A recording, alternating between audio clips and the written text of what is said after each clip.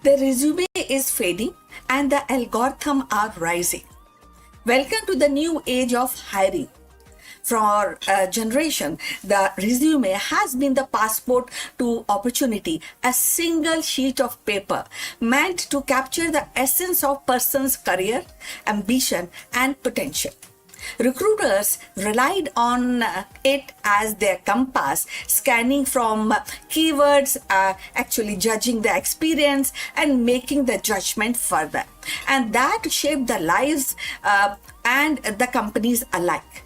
But in today's corporate world, the compass is being recalibrated.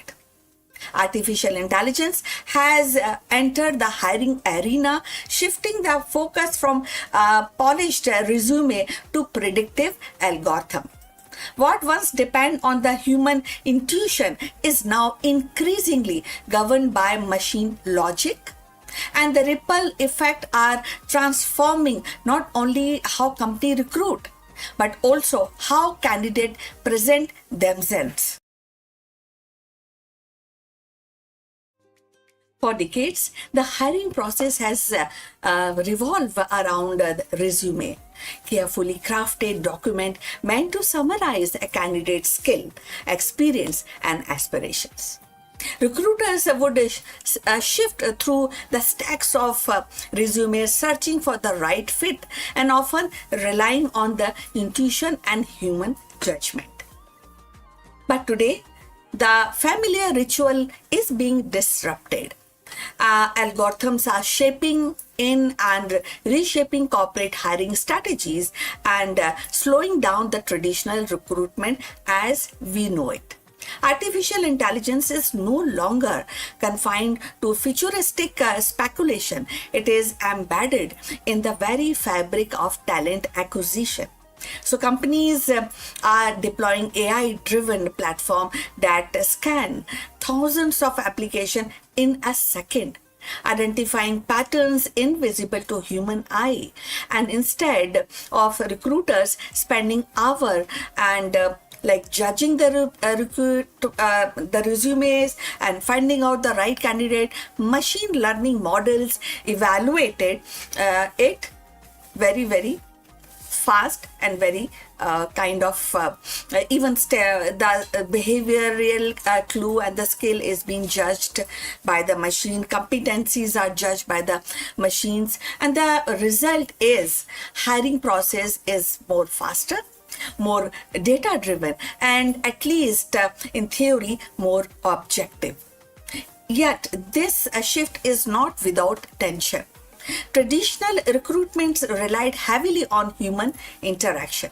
The handshake at the interview, the nuances, reading of a candidate's personality, the gut feeling that someone might be a cultural fit. AI challenges this by reducing the process in qualifying metrics. So algorithm can rank candidate by predictive job preferences, but they cannot replicate the warmth of human connection. And this raises a profound question. Are we hiring people or are we hiring data points? So if you have reached this far, please inform us from which city you have tuned in and in which language you are watching this video. This will help us to determine the reach of our channel. So now going forward, when we are talking about resume and the algorithm shift in the job market, the corporates are embracing the AI because it promises efficiency.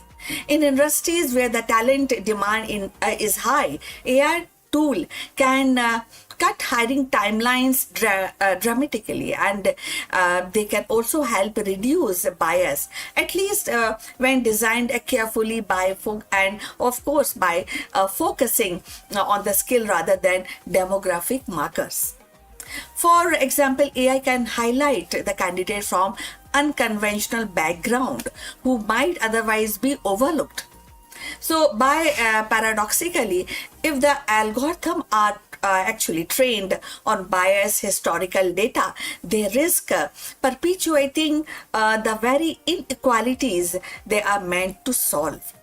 So the slowing of traditional recruitment is evident in diminishing role of resume themselves.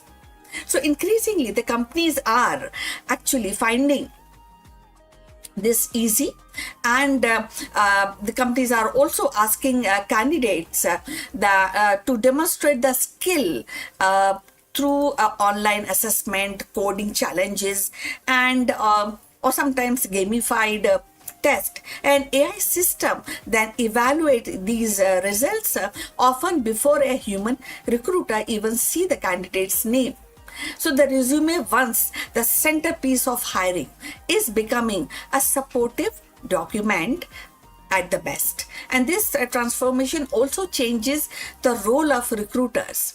Instead of manually screening resume, recruiters are becoming interpreters of AI insight. So this way, this is how the job market is evolving. Their job is shifting towards relationship building, employers branding, and ensuring that the human element is not lost in the set of algorithm. In this sense, AI is not eliminating recruiters, it is redefining their responsibilities. For job seekers, the implications are profound, very high. So, and I think you're also aware of this change in the market. So, when we talk about the candidates and the getting hired by big companies, by corporate, so there's the role of crafting a resume with a clever wording may no longer be enough. Candidate must learn to speak algorithm and tailoring their application to highlight measurable skills, and also the AI system which actually AI system recognize. At the same time, they must prepare for the recruitment journey that feels less personal, more automated, and sometimes opaque. Transparency is how these algorithms work, and will be crucial to the meaning of trust for hiring also. Ultimately, the rise of AI is hiring kind of a balance, a story of a balance, you know. The efficiency and the scales are undeniable, definitely an advantage, but they must be they also weigh against the fairness sometimes, and maybe you can say more on empathy, or sometimes you may feel that they are less empathic. So the human judgment is not there that much, which was there earlier. The future of recruitment will likely to be hybrid. You know, algorithm handling the heavy lifting of the data analysis, and while the human provide the nuances, the context, and the compassion that machine cannot replicate. So when we say that algorithm over resume, we are not just describing a technological shift. We are witnessing a cultural transformation, and that is also at the same time how company define talent, how individual present themselves, and how society negotiate the line between human intuitions and machine precision. So the resume may not disappear entirely, but its reign as the king of hiring is definitely ending. In its place, the new era of emerging, one where the algorithm and the human must learn to collaborate in the delicate art of choosing what we get in the job, you know. So in the end, the rise of AI in recruitment is not simply a technical actually shift or a technical upgrade. It is a cultural turning point. The resume, once the centerpiece of professional identity, is being overshadowed by algorithms that promise speed, scale, and sharper insight. Yet the human element remain irreplaceable. You know, the company will need a strike, definitely a delicate balance, letting machine handle the data while the people preserve the empathy, the intuition, and nuances that define meaningful work in relationship. So as we move forward, the question is not whether algorithm will replace the resume, but how human and machine will collaborate to redefine the hiring means. So the future of recruitment will be less about polished documents and more about demonstrated skills, adaptability, and authenticity. And in that the future success will belong to the organization that embrace the technology without losing sight of humanity. So we have come to the end. Thanks for watching. Please like and subscribe our channel, and we'll see you in next one. Before we close this video, few words about our affiliate partner. Stop settling for a good enough video. If your built-in laptop camera looks like a grainy mess, it is time for an upgrade. Want to instantly level up your video presence? I like to present the Lenovo Performance FHD webcam. This is a game changer for your desktop setup. Technically, this is packed. It has a very sensitive RGB sensor, very crisp photographs it takes. Also comes with 2 microphones on board, which helps you to record very clear voice in stereophonic format. And these microphones are very sensitive. You can actually move away from the camera up to 2 meters, and these microphones will pick up your voice without any problem. This is a very strong piece. This is very sturdy. Comes with tripod ready. Comes with a very long leash, so it gives you a lot of flexibility to place the webcam wherever you want to keep in your studio. And also it has a swivel base, which is also very handy. So if you want to basically level up your game and you want to pick up this camera at a discount, please click on the link here or scan the QR code. Now let's get back to our video.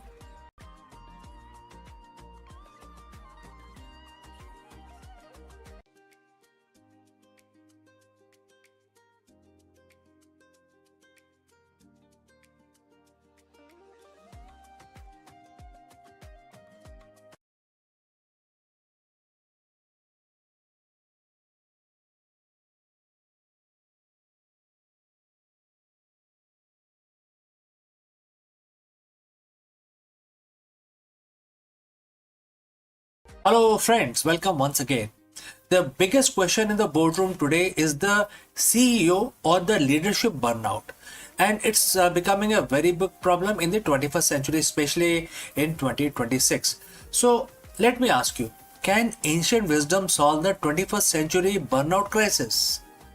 Therefore, in this video, we dive deep into Bhagavad Gita to uncover the secret weapon of the world's most effective CEOs, the inward gaze.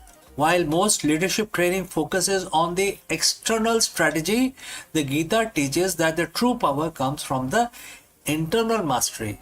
Let us explore this further. Friends, close your eyes for a second. But not that long, because you got a company to run. Think about your morning. How many notifications did you get before you wake up, right? So as you waking up, you see so many notifications in your email, right? A market dip in Asia, a key hire resignation, a competitor's aggressive new acquisition. As a CEO, your mind is battlefield. You are expected to be most external person in the organization, watching the charts, the people, and the future as well. But what if I told you that the most successful leaders in history, the one who remain unshakable when the ship is sinking, don't look outward for their primary strategy. They actually look inwards. Today we are decoding 7,000-year-old blueprint for executive excellence. It comes from Bhagavad Gita, chapter 5, verse 28. It's verse about liberation, but for a modern leader, it's a manual for mental sovereignty. Let's look at the text of the verse 28. right? And the quote starts: shutting out all external sense objects, keeping the eye and vision concentrated between the two eyebrows, suspending the inward and outward breathing within the nostrils, and thus controlling the mind and senses and intelligence. The transcendental leader seeking liberation becomes free from desire, fear, and anger. Quote close. Well, friends, if you have reached this far, please inform us from which city you have tuned in and in which language you are watching this video. This will help us determine the reach of our channel. Alright, moving on. At first glance, this sounds like a guide for a monk in a cave. But let's translate this into a CEO speak. Let's look at it again. Shutting your external sense object, which is equal to filtering out the noise. Data is useful, but noise is deadly. Next is vision between the eyebrows. Single pointed focus, eliminating shiny object syndrome. Next, suspending the breathing, regulating the nervous system. You cannot lead if your body is in a permanent state of fight or flight, right? Free from desire, free from anger. That is the next phrase. This is the definition of objective decision making. Why does CEO need an inward gaze? Because the biggest threat in your company isn't the competition, it is your own unprocessed reactivity. When the CEO reacts out of fear, they cut cost into too early and stifle innovation. When they react out of desire, they over leverage and chase vanity metrics. When they react out of anger, they destroy corporate culture. The inward gaze mentioned in Gita is about becoming witness. In business psychology, we call this metacognition. It is the ability to watch your thoughts without being hijacked by them. Imagine a board meeting where room is heated, everyone is shouting, and if your gaze is inward, you aren't caught in the emotional crossfire. You are observing the pattern. You are the eye of the storm. That is a secret weapon. It allows you to see the signal while everyone else is drowning in the noise.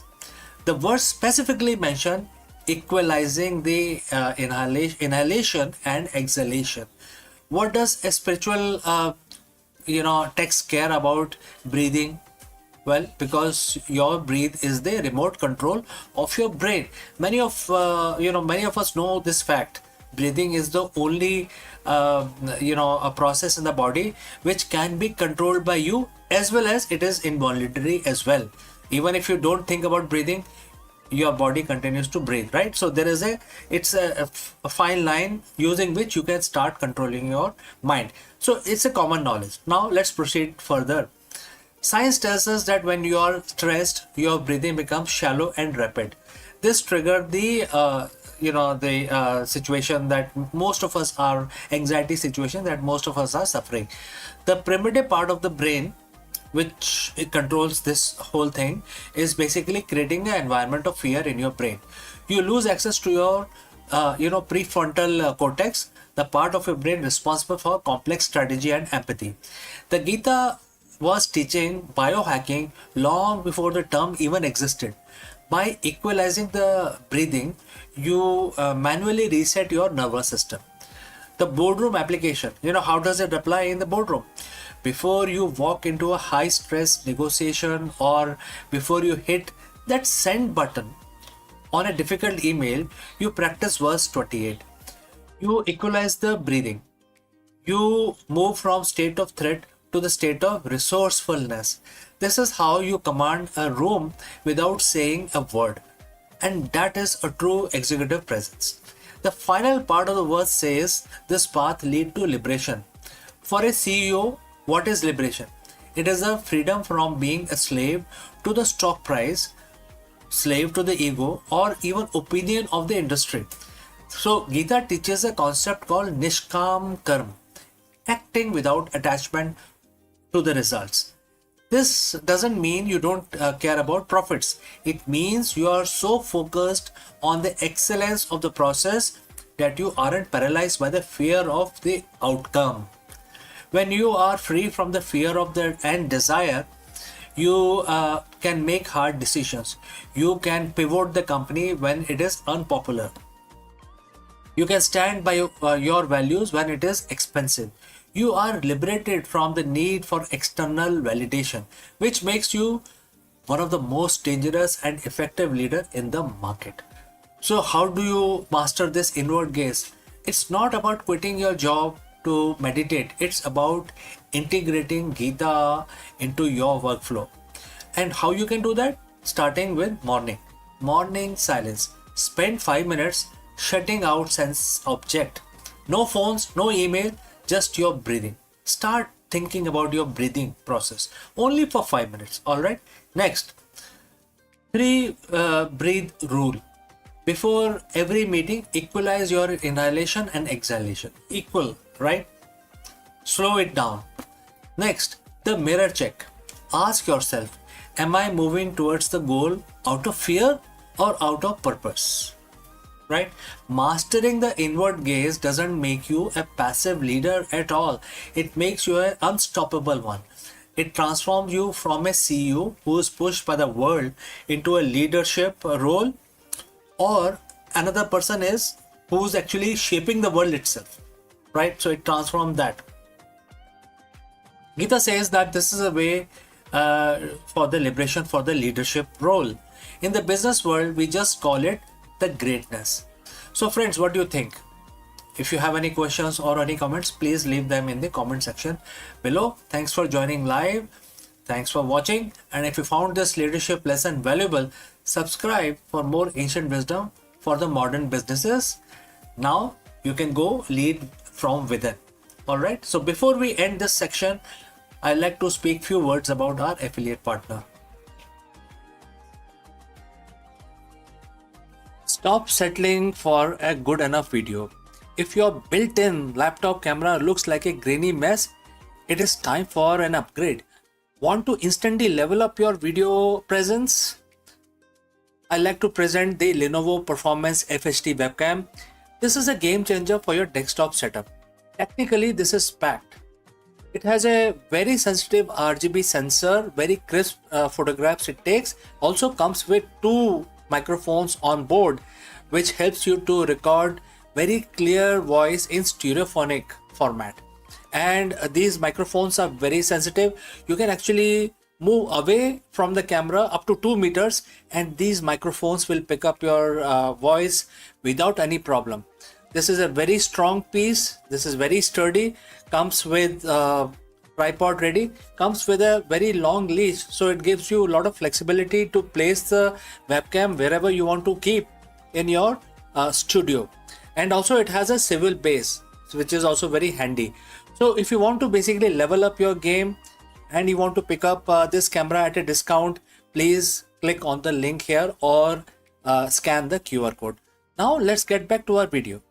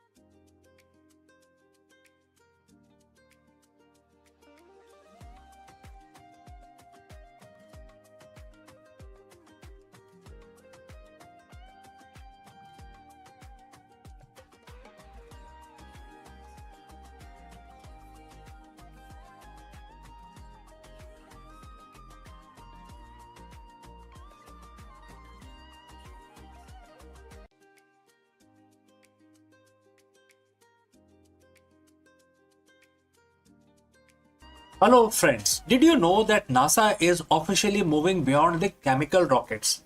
In this video, we dive deep into the revolutionary nuclear thermal propulsion (NTP) technology that is set to slash travel time to red planet. Imagine a future where Mars isn't a grueling 7 months journey but a weekend trip in comparison to everything we have known about the space exploration. Let us explore this further.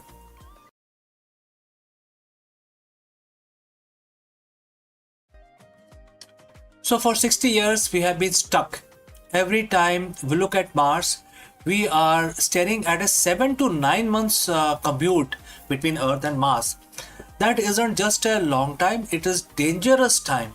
Every day, every day in deep space is another day of the cosmic radiation, muscle atrophy, and the psychological toll of the isolation.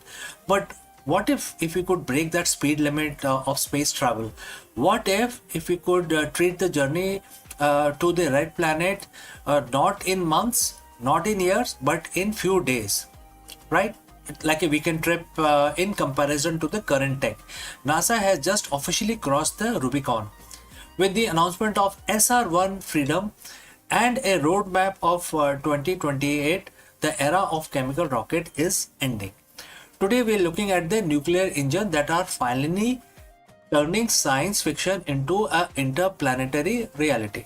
So friends, if you have reached this far, please inform us from which city you have tuned in and in which language you are watching this video. This will help us determine the reach of our channel. Alright, moving on. To understand the future, we have to look at why we cannot reach at this point in time, and currently why it is slow. Our best rockets today are chemical combustion. We all know that liquid hydrogen and liquid oxygen.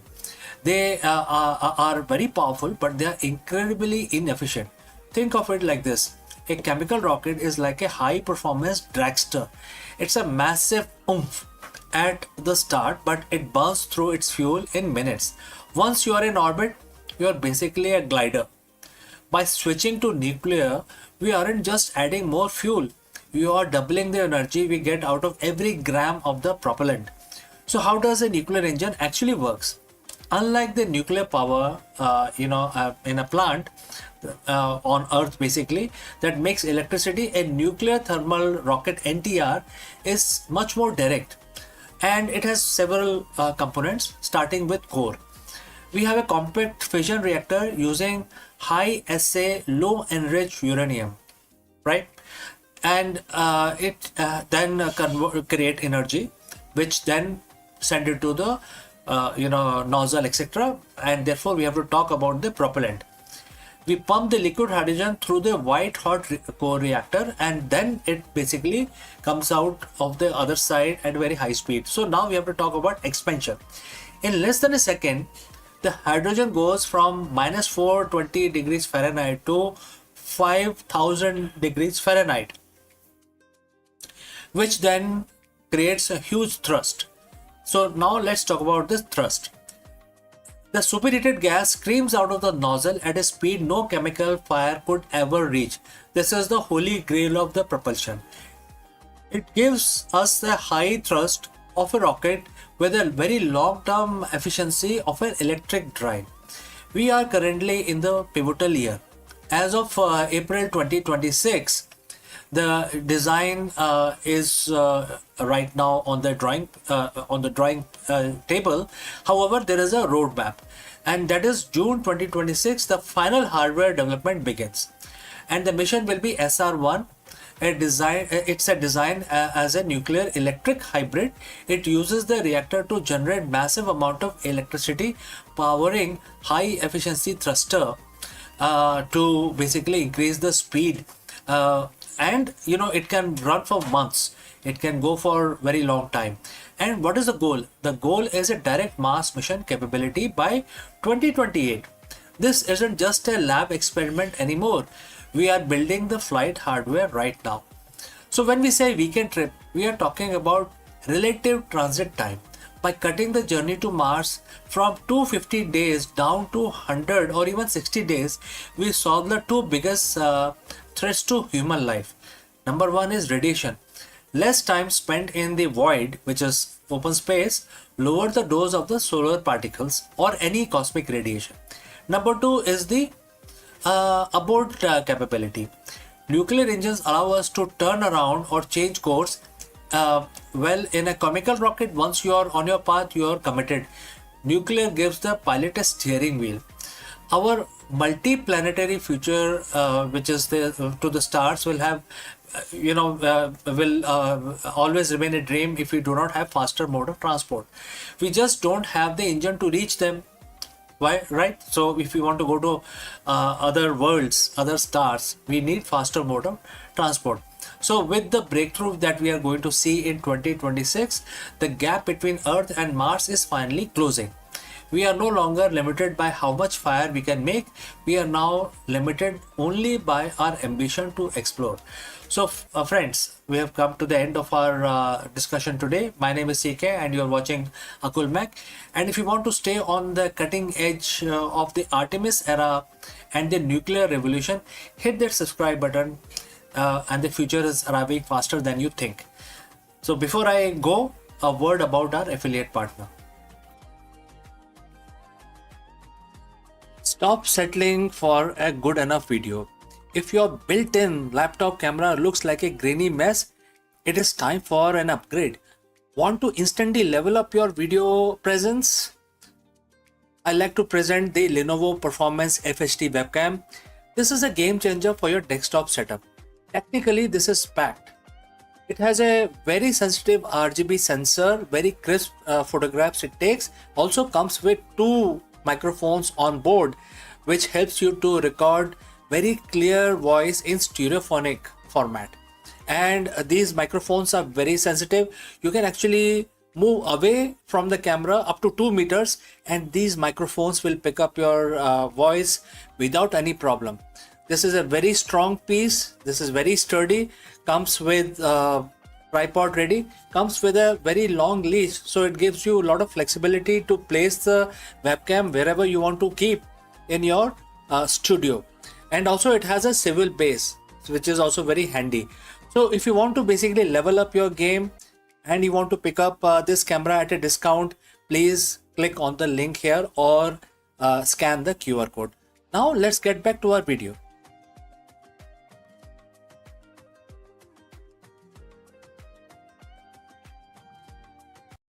नमस्कार दोस्तों, आप सभी का स्वागत है। और आज 1 जून है, 1 जून, और आज तो सोमवार है, तो ये शंकर भगवान का दिन है। तो हम अपना दिन शुरू करने से पहले हम भगवान की स्तुति करेंगे और उसके बाद अपना दिन चालू करेंगे। तो आप सब मेरे साथ जुड़ें और हमेशा की तरह हम इस काउंटर को यूज़ करेंगे जिसमें ये नंबर आ जाते हैं और ये पता चलता है कि हमने कितनी दफ़ा हमने भगवान की पूजा की है। तो एक बहुत ही साधारण सा भगवान शंकर का, शिव भगवान का एक मंत्र है जो हम 11 दफ़ा करेंगे। हम इस काउंटर, जैसे मैंने बताया, आप कैसे भी कर सकते हैं, कोई सा भी आपका प्रोसेस हो वैसा आप फॉलो कर सकते हैं। तो हम स्तुति स्टार्ट करते हैं, आप भी हमारे साथ जुड़ें और भगवान का नमन करते हुए हम अपना दिन शुरू करते हैं। चलिए शुरू करते हैं। ओम त्र्यंबकं यजामहे सुगंधिं पुष्टिवर्धनम् उर्वारुकमिव बन्धनान् मृत्युर्मोक्षीयमामृतात् सज्ञो जातं प्रपागमि भगवान् मृत्युं जय शिवम् आवाहयामि। ओम त्र्यंबकं यजामहे सुगंधिं पुष्टिवर्धनम् उर्वारुकमिव बन्धनान् मृत्युर्मोक्षीयमामृतात् सज्ञो जातं प्रपागमि भगवान् मृत्युं जय शिवम् आवाहयामि। ओम त्र्यंबकं यजामहे सुगंधिं पुष्टिवर्धनम् उर्वारुकमिव बन्धनान् मृत्युर्मोक्षीयमामृतात् सज्ञो जातं प्रपागमि भगवान् मृत्युं जय शिवम् आवाहयामि। ओम त्र्यंबकं यजामहे सुगंधिं पुष्टिवर्धनम् उर्वारुकमिव बन्धनान् मृत्युर्मोक्षीयमामृतात् सज्ञो जातं प्रपागमि भगवान् मृत्युं जय शिवम् आवाहयामि। ॐ त्र्यम्बकं यजामहे सुगन्धिं पुष्टिवर्धनम् उर्वारुकमिव बन्धनान् मृत्युर्मोक्षीयमामृतात् संज्ञो जातं प्रपागमि भगवन् मृत्युं जय शिवम् अभयामि। ॐ त्र्यम्बकं यजामहे सुगन्धिं पुष्टिवर्धनम् उर्वारुकमिव बन्धनान् मृत्युर्मोक्षीयमामृतात् संज्ञो जातं प्रपागमि भगवन् मृत्युं जय शिवम् अभयामि। ॐ त्र्यम्बकं यजामहे सुगन्धिं पुष्टिवर्धनम् उर्वारुकमिव बन्धनान् मृत्युर्मोक्षीयमामृतात् संज्ञो जातं प्रपागमि भगवन् मृत्युं जय शिवम् अभयामि। ॐ त्र्यम्बकं यजामहे सुगन्धिं पुष्टिवर्धनम् उर्वारुकमिव बन्धनान् मृत्युर्मोक्षीयमामृतात् संज्ञो जातं प्रपागमि भगवन् मृत्युं जय शिवम् अभयामि। ॐ त्र्यम्बकं यजामहे सुगन्धिं पुष्टिवर्धनम् उर्वारुकमिव बन्धनान् मृत्युर्मोक्षीयमामृतात् संज्ञो जातं प्रपागमि भगवन् मृत्युं जय शिवम् अभयामि। ॐ त्र्यम्बकं यजामहे सुगन्धिं पुष्टिवर्धनम् उर्वारुकमिव बन्धनान् मृत्युर्मोक्षीयमामृतात् संज्ञो जातं प्रपागमि भगवन् मृत्युं जय शिवम् अभयामि।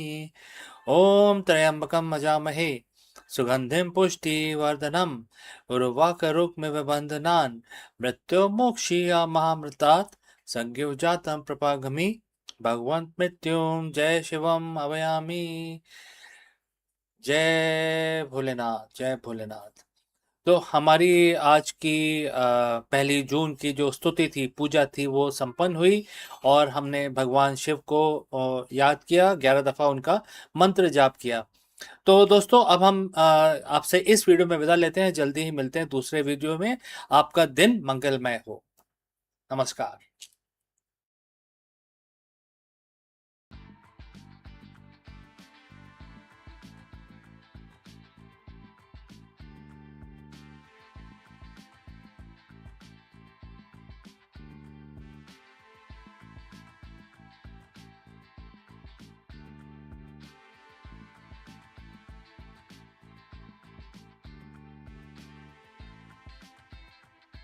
Hello, friends.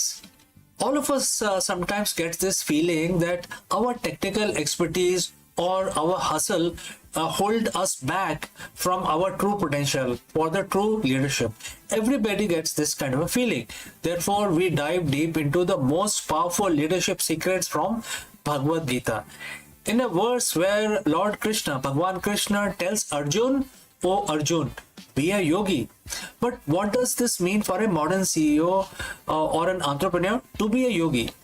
Today, we are going to break down why the yogi, the leader with disciplined equanimity, consistently outperform the 3 most common type of executive. Let's go. In the modern corporate world, we are taught that to win, you must be a specialist. You must be the smartest person in the room, the hardest worker in the office, or the most disciplined follower of the playbook. We obsess over KPIs, data points, and ATR work week. But have you ever noticed that even the most brilliant specialists eventually hit a ceiling? They burn out. They get blindsided by market shifts. They lose their team. Why? Because they are missing what ancient wisdom calls the unfair advantage. Over 7,000 years ago, on a battlefield far removed from the modern glass-walled boardrooms, a guide named Bhagwan Krishna gave a piece of advice to a leader in crisis. That advice is found in Bhagavad Gita, chapter 6, verse 46, and it says, quote starts, "The yogi is superior to the ascetic. He is deemed superior even to the man of knowledge, and he is superior to the man of ritual action. Therefore, O Arjun, be a yogi." Today, we are going to translate this ancient code into a roadmap for the 21st century leadership. We are going to explore why a yogi beats a specialist every single time. So friends, if you have reached this far, please inform us from which city you have tuned in and in which language you are watching this video. This will help us determine the reach of our channel. Moving on, what are the different kinds of most common executives? First is aesthetic, which in Sanskrit known as tapasvi. In Gita, tapasvi is someone who practices extreme self-denial. In the corporate world, this is the grind culture CEO. They are the first one in and last one out. They sacrifice sleep, family, health. They believe that if they just suffer more than the competition, they will win. But Krishna warns us, sheer endurance without balance leads to a narrow vision. Number two is Jnani, which is the man of knowledge. This is the data-driven specialist, the CEO with Ivy League pedigree and the analytics mind that can spot a trend in a spreadsheet from miles away. They have the facts, but they often lack wisdom. They are paralyzed by the data if the data is missing, and they often struggle to connect with the human element of their business. Number three is Kirby, the man of ritual action. This is a process-driven executive. They live by SOPs. They believe that if the ritual of the business, which is the meeting, the reports, different kinds of pyramids, bell curve, if they are followed perfectly, success is guaranteed. But when the world changes, they are too rigid to pivot. Bhagwan Krishna says yogi is better than all three. Why? Because the yogi CEO is a leader who has mastered their inner environment. They don't just possess knowledge, they possess clarity. They don't just work hard, they work purposefully. They don't just follow process, they follow a vision. A yogi's unfair advantage is equanimity. Think about the last time your company faced a crisis. Did you react out of fear? Did you make desperate move based on a dip in the stock prices? A yogi CEO operates from the neutral center. They are not swayed by the high of massive profit or low of the market crash. While everyone else is reacting, the yogi is responding. This isn't about being passive, it's about being so internally grounded that your decision making becomes clinical, fast, and remarkably accurate. That is the definition of the competitive edge. There are several things we can actually discuss around this, but I want to be brief. And therefore, the first advice I want to give you is the cognitive flexibility. The specialist is a hammer, and to them, every problem looks like a nail. But a yogi isn't attached to one way of thinking because they aren't defined by their expertise. They can see the whole board. They can integrate the hard work of aesthetic and the data of Jnani and the process of karmi without being enslaved by any of them. Second is the emotional intelligence. The yogi understand that a business is just a collection of human beings. By mastering their own minds, they naturally become master of empathy. They can read the room, they can inspire a team during a pivot because they aren't projecting their own anxiety onto other subordinates. Third, sustainable high performance. The ascetic CEO eventually burns out. The yogi CEO understands the rhythm of action and reset. They operate with sense of detachment and therefore detached engagement. They care deeply about results, but they aren't consumed by them. This detachment actually allows them to perform better because they aren't choked by the fear of failure. So how do we become a yogi CEO? Very big question, right? Let's start. It starts with realization that your most important business tool isn't your laptop, your network, or your bank account. It is your own mind. As verse 46 concludes, it says, therefore be a yogi, O Arjun. Very, it's like a proverb. Be a yogi, O Arjun. Such few words, but very profound meaning. This is a call to action for every leader. Don't just be a worker. Don't just be an expert. Don't just be a bureaucrat. Cultivate the discipline of the mind Practice the equanimity that allows you to see through the noise of the market. Lead from a place of stillness, and you will find the impossible problems starting to solve themselves. The specialist sees the obstacle, the yogi sees the path. Which one will you be? Let me know in the comments below. Before I part ways today, a few words about our affiliate partner. Stop settling for a good enough video. If your built-in laptop camera looks like a grainy mess, it is time for an upgrade. Want to instantly level up your video presence? I like to present the Lenovo Performance FHD webcam. This is a game changer for your desktop setup. Technically, this is packed. It has a very sensitive RGB sensor, very crisp photographs it takes. Also comes with two microphones on board, which helps you to record very clear voice in stereophonic format. And these microphones are very sensitive. You can actually move away from the camera up to 2 meters, and these microphones will pick up your voice without any problem. This is a very strong piece. This is very sturdy.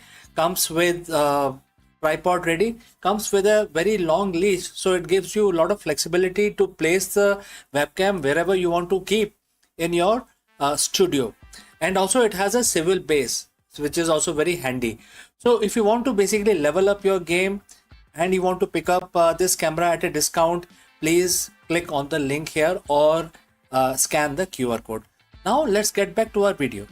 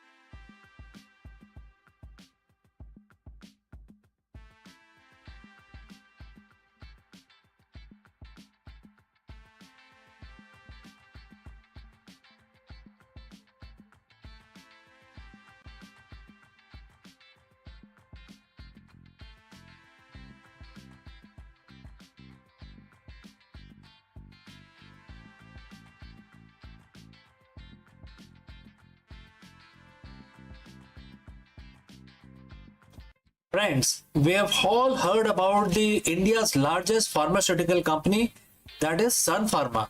also known as Sun Pharmaceutical Industries. And this company has just announced a massive acquisition, which is worth 11.75 billion US dollars. Sun Pharma has acquired US based Organon and Company, making one of the largest outbound deals in Indian history.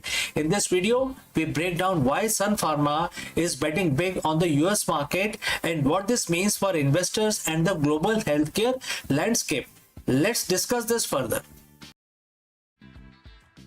In the world of global pharmaceuticals, 11.75 billion isn't just a number, it's a statement. On April 26, 2026, India's largest drug maker, Sun Pharmaceutical Industries, didn't just make a deal, they redrew the map of global healthcare. Sun Pharma has officially entered a definitive agreement to acquire US-based Organon and Company for an enterprise value of 11.75 billion US dollars.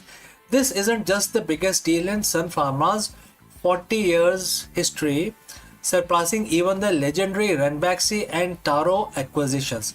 It is one of the largest outbound acquisitions ever attempted by an Indian pharmaceutical company. But why now?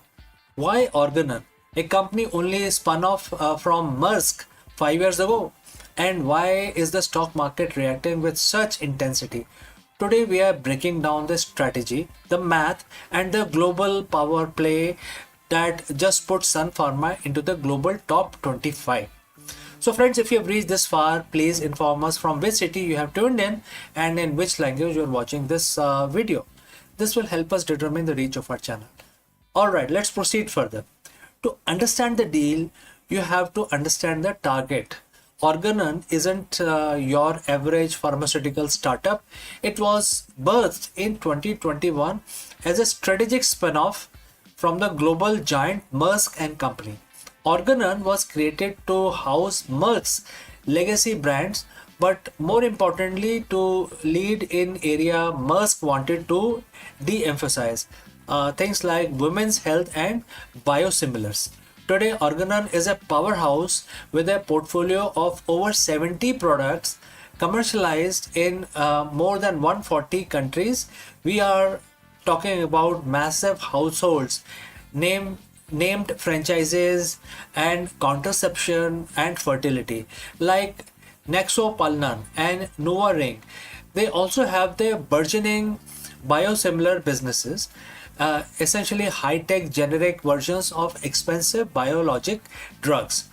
Before the deal, Organon was doing roughly 6.2 billion in annual revenue, but they carried a heavy burden, nearly 8.6 billion in debt left over from the spin-off. That debt made them a target, and Sun Pharma, Dilip Sanghvi saw an opportunity where others saw a risk. For decades, Sun Pharma was known as the generic giant. They were the kings of making affordable versions of off-patent drugs.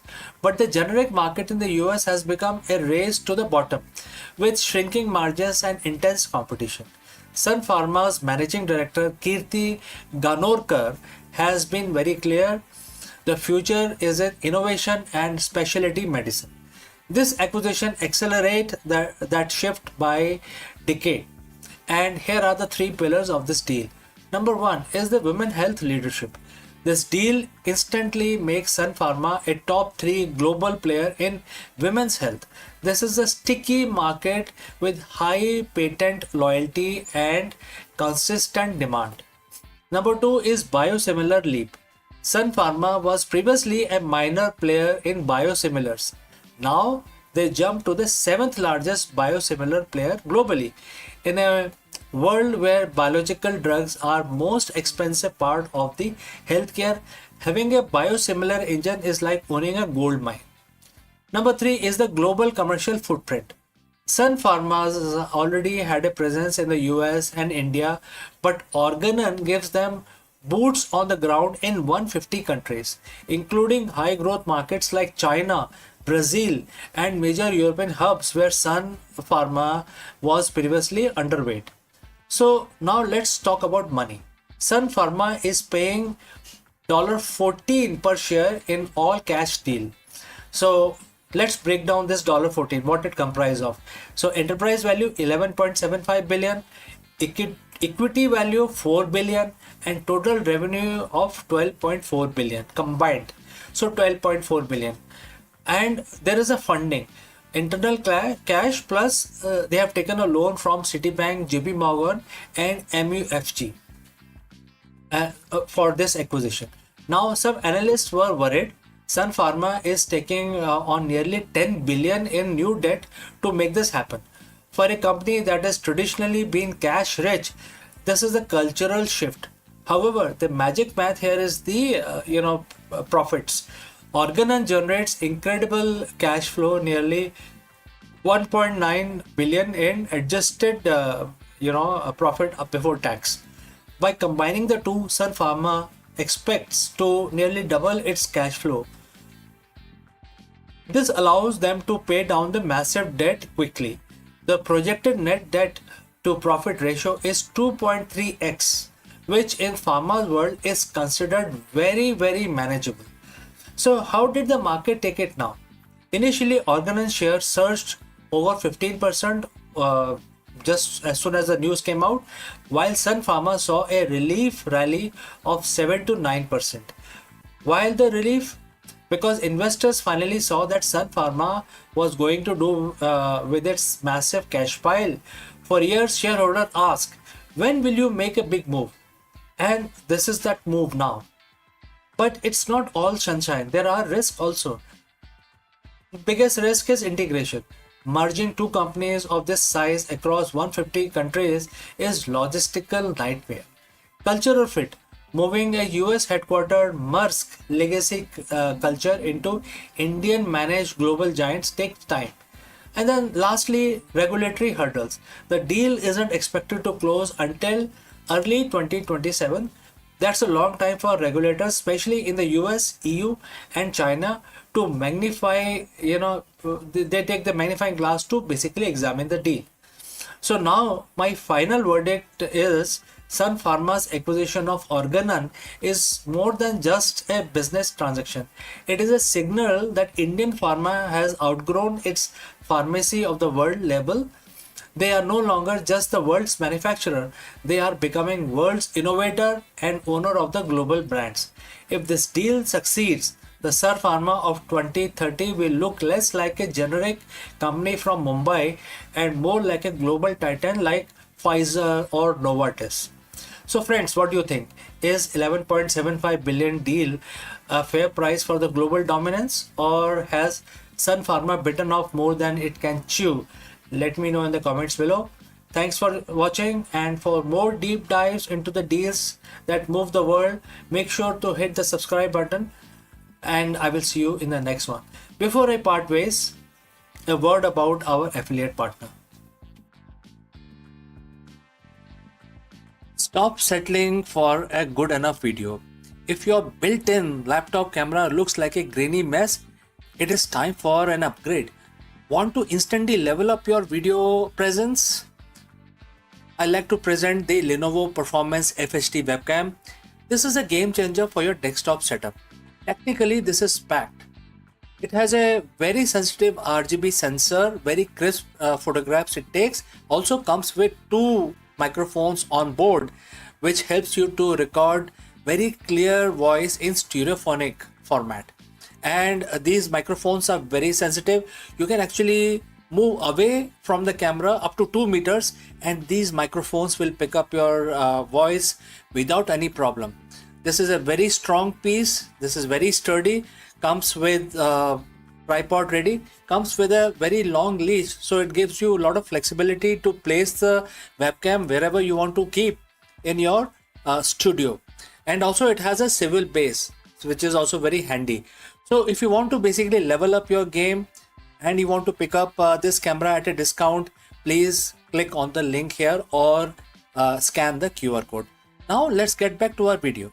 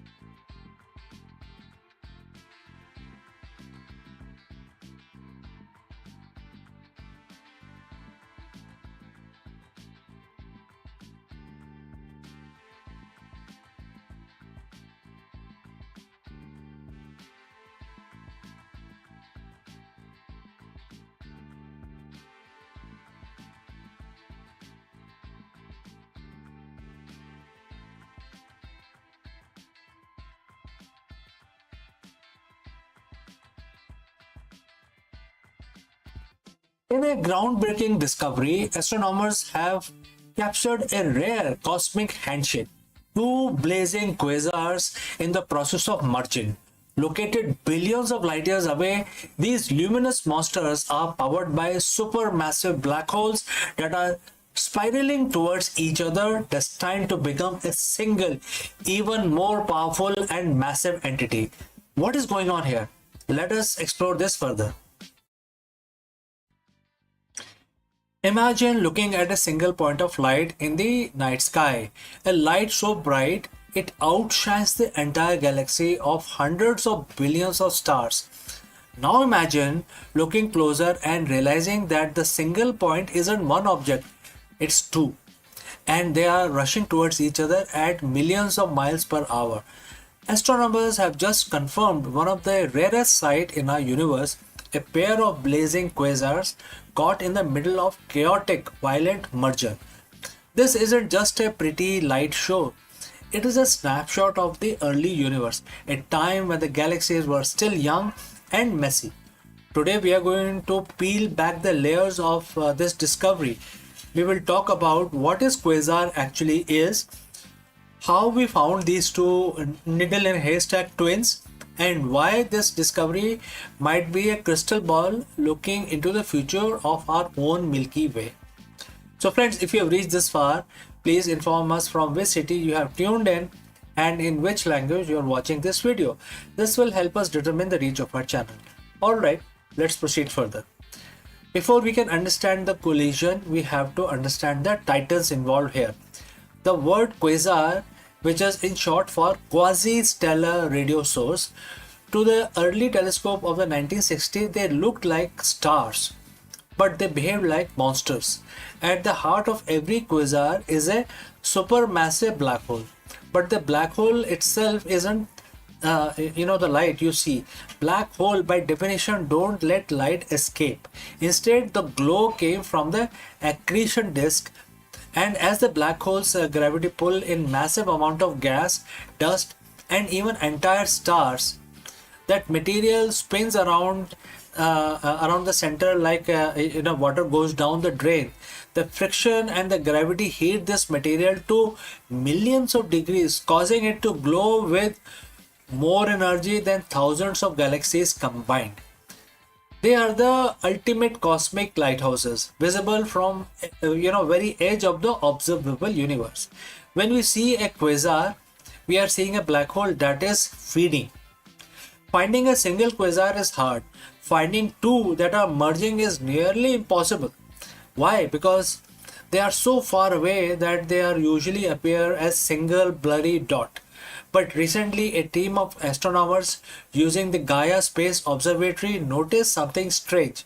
Gaia is designed to track the positions of stars with incredible precision. While looking at the known quasars, they noticed a jiggle.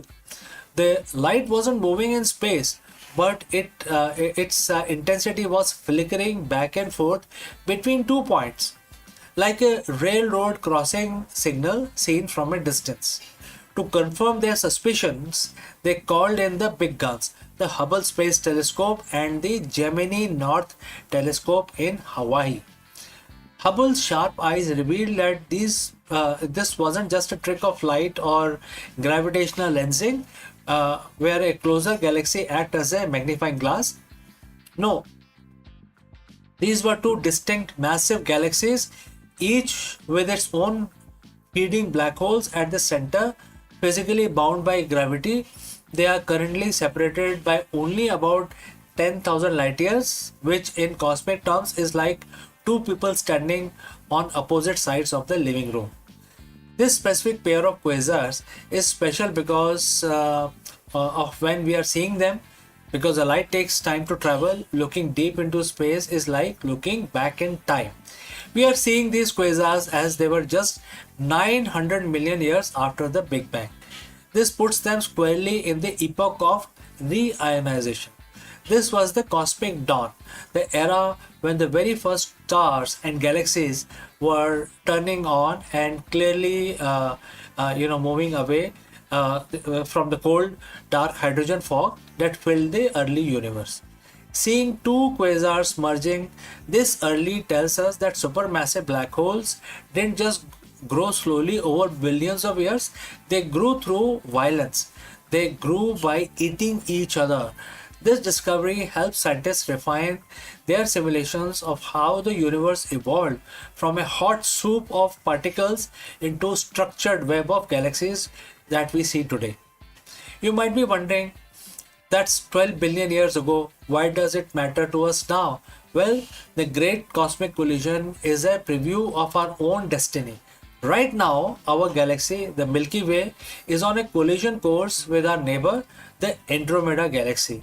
In about 4 to 5 billion years, our two galaxies will begin the same dance these quasars are doing right now. Our own central black hole Sagittarius A star, which is currently quiet and not feeding, might wake up during the merger. And as from a gas from the Andromeda gets shoved into our galactical center, our black hole could ignite, turning a Milky Way into a blazing quasar for an distant alien astronomers to see. The two quasars we're talking about today have likely already finished their merger. In the now of the universe, they are probably one single gargantuan elliptical galaxy with one massive black hole at its core. We are just not catching the echoes of their ancient battle. It reminds us that the universe is not static place. It's a dynamic, evolving, and often violent masterpiece. Every time we find a pair like this, we add another piece to the puzzle of where we came from, where the cosmos is going, etc. So friends, thanks for joining in on this journey across space and time. If you want to keep exploring the wonders of the universe, make sure to hit the subscribe button. Until next time, please keep looking up. Before I part ways, a word from our affiliate partner. Stop settling for a good enough video. If your built-in laptop camera looks like a grainy mess, it is time for an upgrade. Want to instantly level up your video presence? I like to present the Lenovo Performance FHD webcam. This is a game changer for your desktop setup. Technically, this is packed. It has a very sensitive RGB sensor, very crisp photographs it takes. Also comes with two microphones on board, which helps you to record very clear voice in stereophonic format. And these microphones are very sensitive. You can actually move away from the camera up to 2 meters and these microphones will pick up your voice without any problem. This is a very strong piece. This is very sturdy.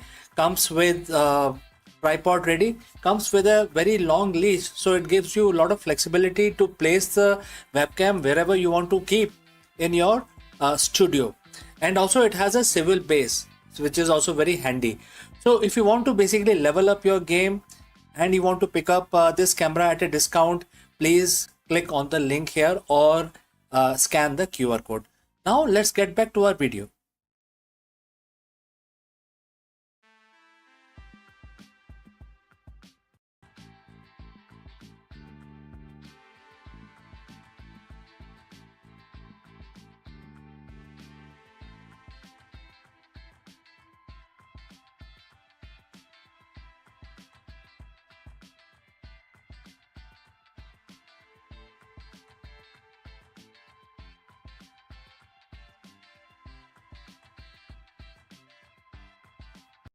Hello friends, welcome. In this video, we decode one of the most profound verses of the Bhagavad Gita to reveal a blueprint for a modern leadership and business's longevity. While the most CEO fear the end of a market cycle or the disruption of their industry, the Gita teaches that dissolution is simply the precursor to a more powerful manifestation. Let us go and discuss this further. Every CEO, every founder, every leader share a common nightmare. That is the end. The end of a product relevance, the end of a market cycle, the end of an era. We spend billions on R&D and strategy just to stave away and stave off the inevitable moment when what we have built is no longer enough. We treat disruption like an enemy, and therefore it has to be defeated. But what if the end wasn't a failure? What if it was a biological, even cosmic necessity? Today, we are bridging the gap between the modern boardroom and the ancient Vedic philosophy. We are looking at chapter 9, verse 7 of the Bhagavad Gita, where Shri Krishna, Bhagwan Krishna, reveals a concept that can transform your lead, you can scale, and most importantly, how you can pivot. Welcome to the Eternal Pivot Leadership Lessons from the Cycle of Kalpa. So friends, if you have reached this far, please inform us from which city you have tuned in and in which language you are watching this video. This will help us determine the reach of our channel. Alright, let's look at the verse. The text says, and in this context, Bhagwan Krishna says to Arjun, quote starts, every material being enter into me at the end of every cycle of Kalpa or a millennium. O Konte, I send them back again at the beginning of the next cycle, quote close. To understand this, for business, we need to understand two terms, Kalpa and dissolution. A Kalpa is a massive cycle of time, a cosmic fiscal year or a grand scale. At the end of this cycle, everything, the stars, the planet, the souls, merges back into the source. Nothing is destroyed in the scene, in a sense of vanishing into nothingness. It is simply pulled back into a state of potential. Potential energy? Right. Then Bhagwan Krishna says, I send them back again. This is a first grade leadership lesson. Existence is cyclic, not linear. In business, we often try to force linear growth forever. But the Gita reminds us that everything that manifests must eventually be pulled back into the source, which is the core idea, the raw talent, the capital, etc., before it can be projected outward again in a better, more evolved form. Why do legacy companies fail? Because they try to fight the end of their kalpa. Think of Kodak, Nokia, or Blockbuster. They viewed their current form, their specific product as permanent. When the cycle ended, they resisted the pullback to the source. They refused to dissolve their old identity, and as a result, they couldn't be sent back as something new.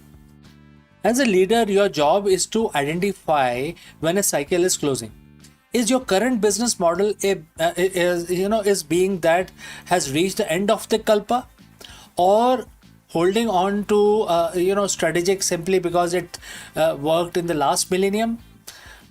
Very profound question, isn't it? I think all of you can try and answer in your business. Bhagwan Krishna's wisdom here is about strategic detachment. He doesn't mourn the end of kalpa.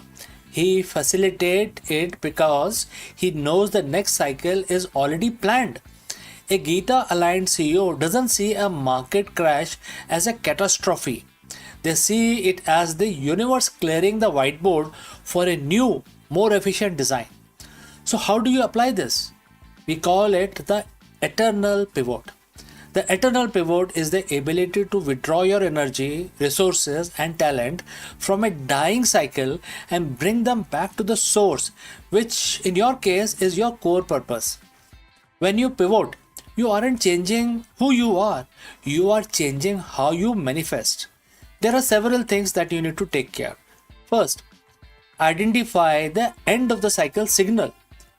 High customer acquisition cost, stagnation in innovation, or a shift in the cultural values. These aren't just problems. They are the kalpa signals. Number 2, embrace the dissolution. Don't just fix a broken department. Sometimes you have to dissolve it completely. Let the talent and the capital return to the center. Number 3, remanifestation. Ask yourself, if you were starting from scratch today with the wisdom of the past, what would I send back into the world. This is exactly what Krishna does. He doesn't just repeat the previous cycle. He sent beings back again, fresh, renewed, and ready for the new era. Leading from the verse 7 means leading with a cosmic perspective. It removes the ego from the pivot. If you believe you are your current product, a pivot feels like a personal death. But if you see yourself as the facilitator of the cycle, like Bhagwan Krishna of your organization, then the pivot becomes your greatest act of creation. You become a leader who's unshakable. When the industry is in chaos, you are calm because you understand the mechanics of the kalpa. You know that for something to be born, something must first return to the source. You aren't just managing people, you are managing the rhythm of evolution. Next time, when you face a major transition, a failed venture, or a shifting market, don't look at it as an ending of the your career, etc. Look at it through the lens of chapter 9 and verse 7. The cycle is closing so that the new one can begin. Your material being, your current project, is just returning to you so that you can send it back out, stronger, wiser, and more aligned with the future. Master this cycle, embrace the dissolution, and always be ready for the next kalpa. So friends, thanks for watching and thanks for listening. Now you go forth and lead the next cycle. If you have any questions, please feel free to send it across. Before I leave you today, a word about our affiliate partner. Stop settling for a good enough video. If your built-in laptop camera looks like a grainy mess, it is time for an upgrade. Want to instantly level up your video presence? I like to present the Lenovo Performance FHD webcam. This is a game changer for your desktop setup. Technically, this is packed. It has a very sensitive RGB sensor, very crisp photographs it takes. Also comes with 2 microphones on board, which helps you to record very clear voice in stereophonic format. And these microphones are very sensitive. You can actually move away from the camera up to 2 meters and these microphones will pick up your voice without any problem. This is a very strong piece. This is very sturdy. Comes with tripod ready. Comes with a very long leash, so it gives you a lot of flexibility to place the webcam wherever you want to keep in your studio. And also it has a swivel base, which is also very handy. So if you want to basically level up your game and you want to pick up this camera at a discount, please click on the link here or scan the QR code. Now let's get back to our video.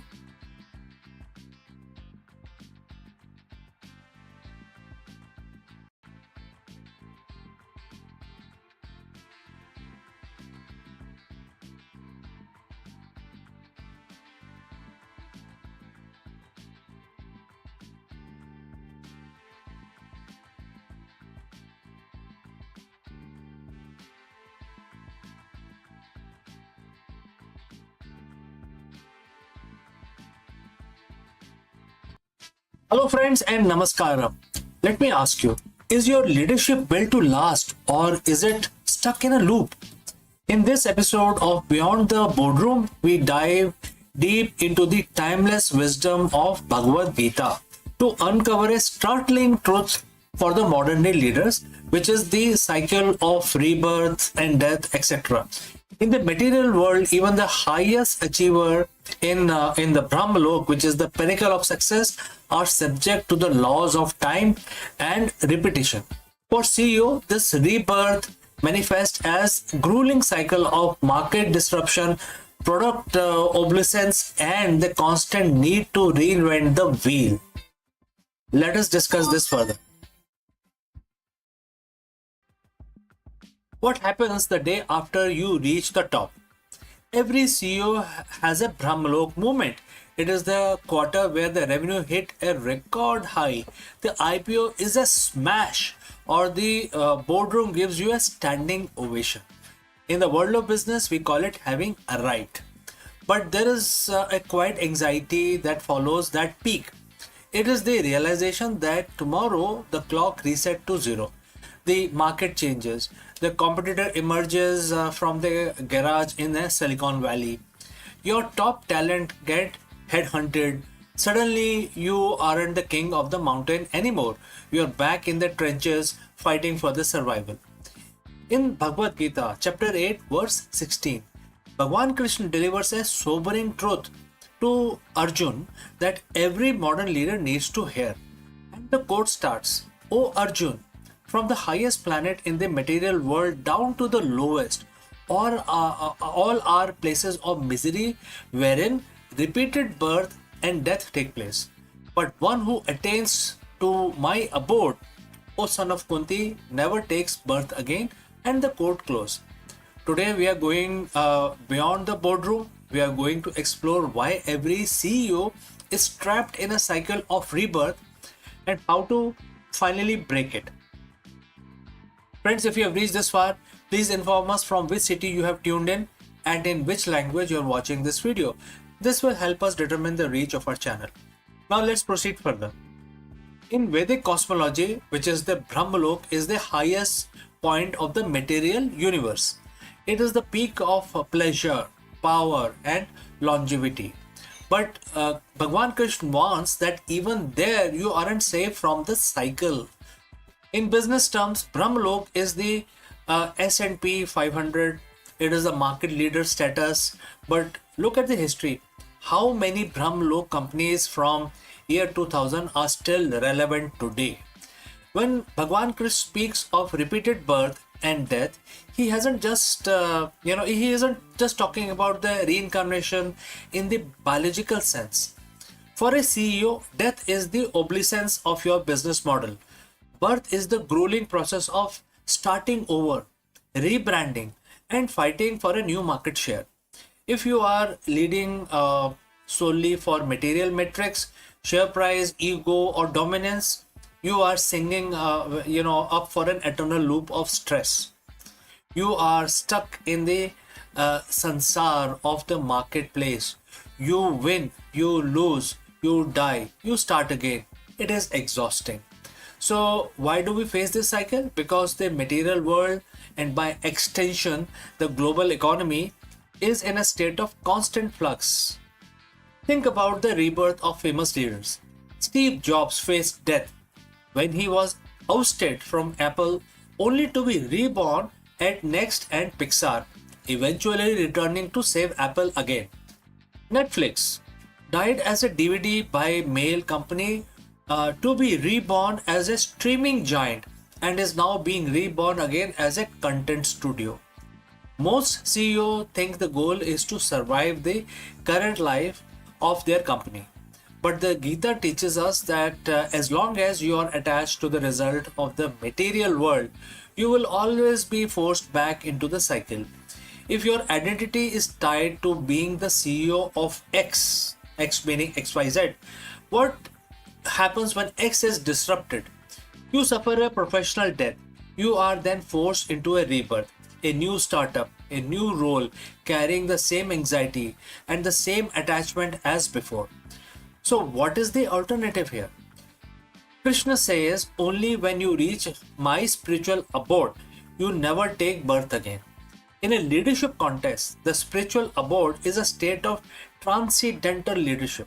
It is leading from a place of purpose that is independent of market cycles.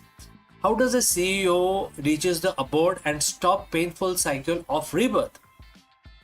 There are certain things you can do.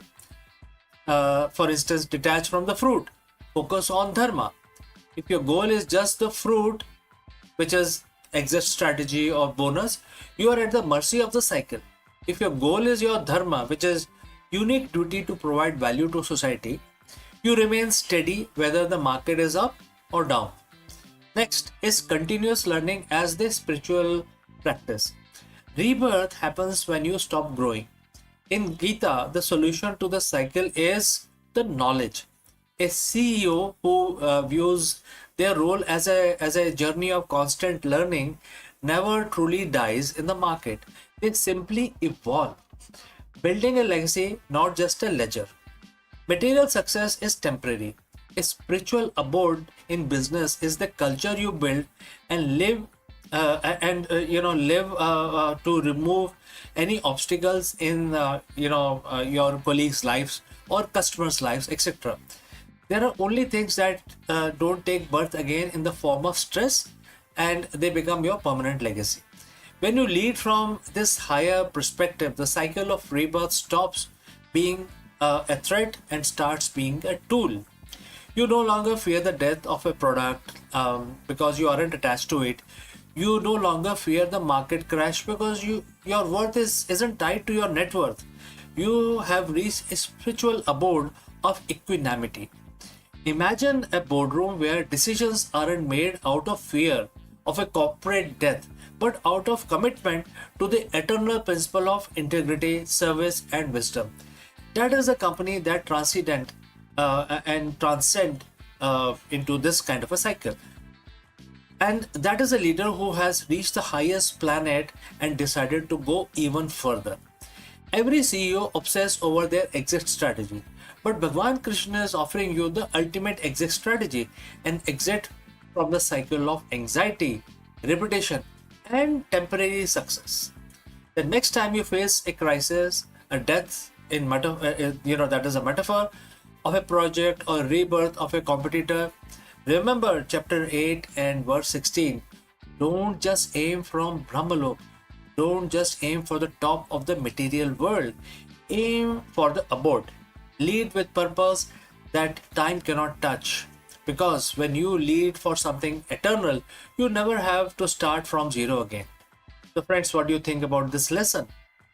If you have any questions, please do not hesitate to send it across. Thank you for joining live, and now go out and take lead with wisdom of Gita. Right? So before I part ways today, a word about our affiliate partner. Stop settling for a good enough video.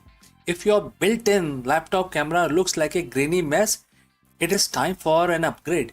Want to instantly level up your video presence? I like to present the Lenovo Performance FHD webcam. This is a game changer for your desktop setup. Technically, this is packed. It has a very sensitive RGB sensor, very crisp photographs it takes. Also comes with 2 microphones on board, which helps you to record very clear voice in stereophonic format. And these microphones are very sensitive. You can actually move away from the camera up to 2 meters, and these microphones will pick up your voice without any problem. This is a very strong piece. This is very sturdy. Comes with tripod ready. Comes with a very long leash, so it gives you a lot of flexibility to place the webcam wherever you want to keep in your studio. And also it has a swivel base, which is also very handy. So if you want to basically level up your game and you want to pick up this camera at a discount, please click on the link here or scan the QR code. Now let's get back to our video.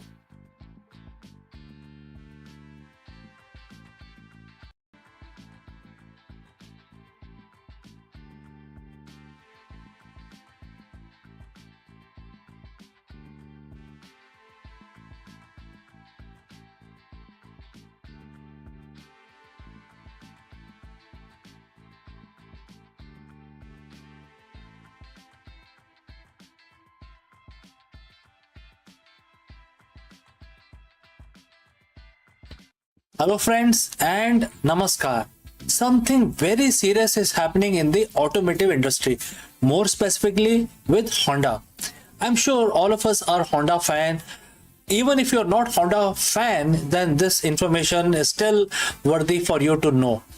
In a historic and shocking financial update, Honda Motors Corporation has just posted its first annual loss in nearly 70 years, reporting a staggering $9 billion deficit, which is equal to about 1.45 trillion yen in EV related charges. In this video, we dive deep into the collapse of Honda's aggressive EV only strategy and its sudden massive pivot back to hybrid technologies. Let us go and discuss this further. For nearly 70 years, Honda has been the gold standard of reliability. Since they first listed on the Tokyo Stock Exchange in the year 1957, they have survived oil crises, global recessions, and shifting consumer tastes without ever posting an annual net loss until now. On May 14th, 2026, the unthinkable happened. Honda Motors Company reported a staggering $9 billion loss tied to its aggressive push into electric vehicles. To put that in perspective, that is not just a bad year, that was a historic industry shaking reversal. Just 3 years ago, Honda was the poster child for all in EV movement. They pledged to stop selling gas cars entirely by 2040. They partnered with tech giants like Sony. They committed billions to massive battery plants in Ohio and Ontario. But today, those plans are in tatters. Projects are being cancelled. CEOs are taking pay cuts, and the EV surge that was supposed to carry Honda into the future has instead driven them into a $9 billion wall. Is this the end of Honda as we know it, or is it a master stroke of survival once again? So friends, if you have reached this far, please inform us from which city you have tuned in and in which language you are watching this video. This will help us determine the reach of our channel. Alright, let's proceed further with our analysis. Today we are breaking down exactly what went wrong and the hybrid lifeline Honda is desperately grabbing to save itself. Let's look at the numbers because they are brutal. Honda operating loss for the fiscal year ending March 2026 was approximately 414 billion yen. For those of you following markets, that's a massive swing from 1.2 trillion yen profit they saw just a year earlier. Where does the money go? It wasn't because the people stopped buying Hondas. In fact, if you strip away the EV investment, their core business and motorcycles and the traditional engines was actually profitable. The $9 billion loss comes from the restructuring charges. And therefore, there are several things that Honda is forced to do. First is write-off. Honda spent billions of building molds, designing software-defined platforms, and setting up the production line for their new 0 Series EV.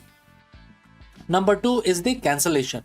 When they realized that the demand wasn't there, they had to walk away. They cancelled Honda Zero SUV and the Acura RSX EV. Third is the supply chain. Because they had already made deals with supplier, they now owe billions in compensation for parts they no longer want. And this is what the analysts call a software-defined reality check. Honda tried to build a smartphone on wheels to compete with Teslas and Chinese brand like BYD, but they found they couldn't do it profitably. You might be asking why now? Why not 2 years ago? The answer lies in the perfect storm of politics and consumer behavior. In September 2025, the US landscape shifted dramatically. The second administration of President Donald Trump moved quickly to scrap EV tax credit. Suddenly, that $7,500 incentive that made an electric Honda look affordable was gone. At the same time, new tariffs on the imported part made building EV even more expensive. Honda's leadership admitted they misread the room. They expected the US market to stay EV hungry forever. Instead, consumer did something unexpected. They started buying hybrids in record numbers. Even more painful was the situation in China. Honda's official report was refreshingly honest and a bit sad. They admitted they were unable to deliver products that offer value for money better than newer EV manufacturers. In short, They were being out engineered and outpriced in the world's biggest EV market. The most visible sign of this retreat is in North America. For years, Honda had been touting its Zero Series, the lineup that would define the brand for the 21st century. As of today, 15 billion EVs value chain project in Ontario, Canada has been put on indefinite hold. This wasn't just a factory, it was supposed to be an entire ecosystem from battery materials to assembly. Then there is Sony Honda partnership as well. Remember the Afila? It was a high-tech EV collaboration that was going to use Sony's entertainment system. That project has also hit a massive roadblock, with development and sales effectively halted. To show this severity, Honda's board members are forfeiting their bonuses, and the senior executives are taking 25% to 30% pay cuts. This is a company in survival mode. So, what is the plan now? Honda isn't going out of business. They are, performing a massive tactical retreat to higher ground. The ultra efficient hybrid. Instead of 100% EV by 2040, Honda has pivoted. They are now launching 15 new hybrid models globally by 2029. They are focusing on what America and the Indian buyers actually want: large D segment SUVs and mid-sized sedans that don't need a charging station. They are even retooling their EV battery plants to make smaller, cheaper hybrid batteries instead. What is the goal? The goal to return to the record high profit of 8.9 billion by fiscal year 2029. They are also leaning on their unsung heroes, the motorcycle division. While the car side was bleeding money, Honda's motorcycles, especially in India and Vietnam, are seeing massive growth. In many ways, the humble two-wheeler is subsidizing the survival of the four-wheeler division. So back to our original question. Now, is this the end of Honda? Well, if you mean the end of Honda as an EV only visionary, then definitely yes. That dream is over for now. They have scrapped the targets, cancelled their projects, and paid 9 billion, sort of tuition fee to learn a hard lesson about the market reality. But as a car company, they might be their most important moment since 1957. By admitting they were wrong, by being the decisive CEO, and Honda is trying to reclaim its clarity among the total disruption. They are betting that the future isn't the surge of electric cars, but steady hybrid middle path. So friends, what do you think about this move?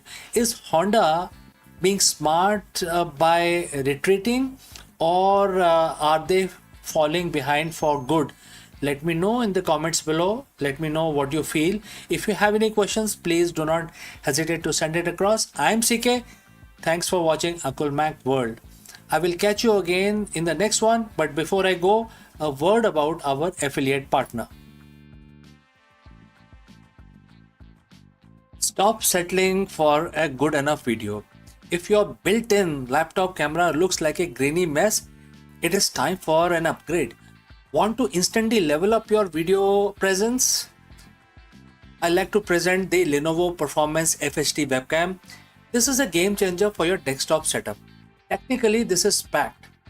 It has a very sensitive RGB sensor, very crisp photographs it takes. Also comes with two microphones on board, which helps you to record very clear voice in stereophonic format. And these microphones are very sensitive. You can actually move away from the camera up to 2 meters, and these microphones will pick up your voice without any problem. This is a very strong piece. This is very sturdy. Comes with tripod ready. Comes with a very long leash, so it gives you a lot of flexibility to place the webcam wherever you want to keep in your studio. And also it has a swivel base, which is also very handy. So if you want to basically level up your game and you want to pick up this camera at a discount, please click on the link here or scan the QR code. Now let's get back to our video.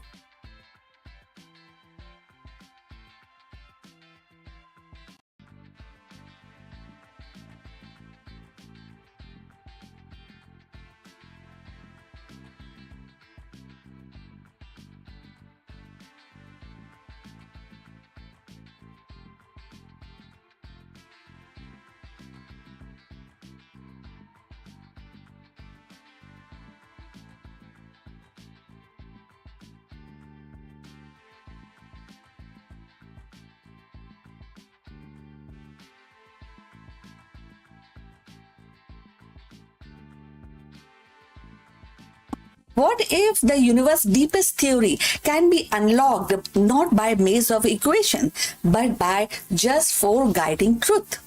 String theory, long seen as most intrigue puzzle in physics, has suddenly revealed itself as a symphony of simplicity.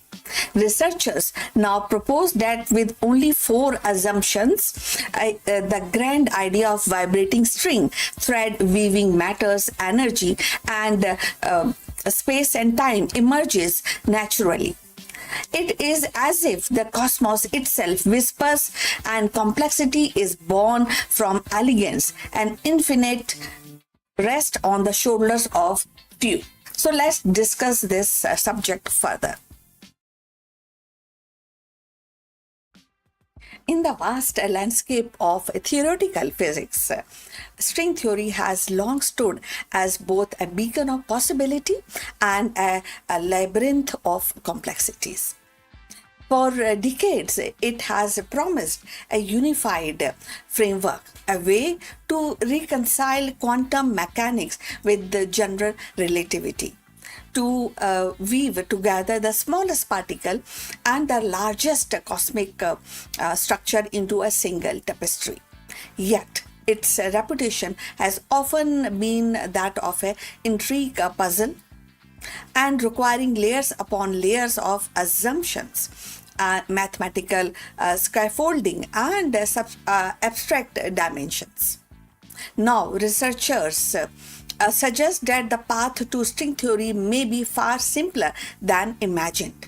Only four fundamental assumptions are needed to derive it.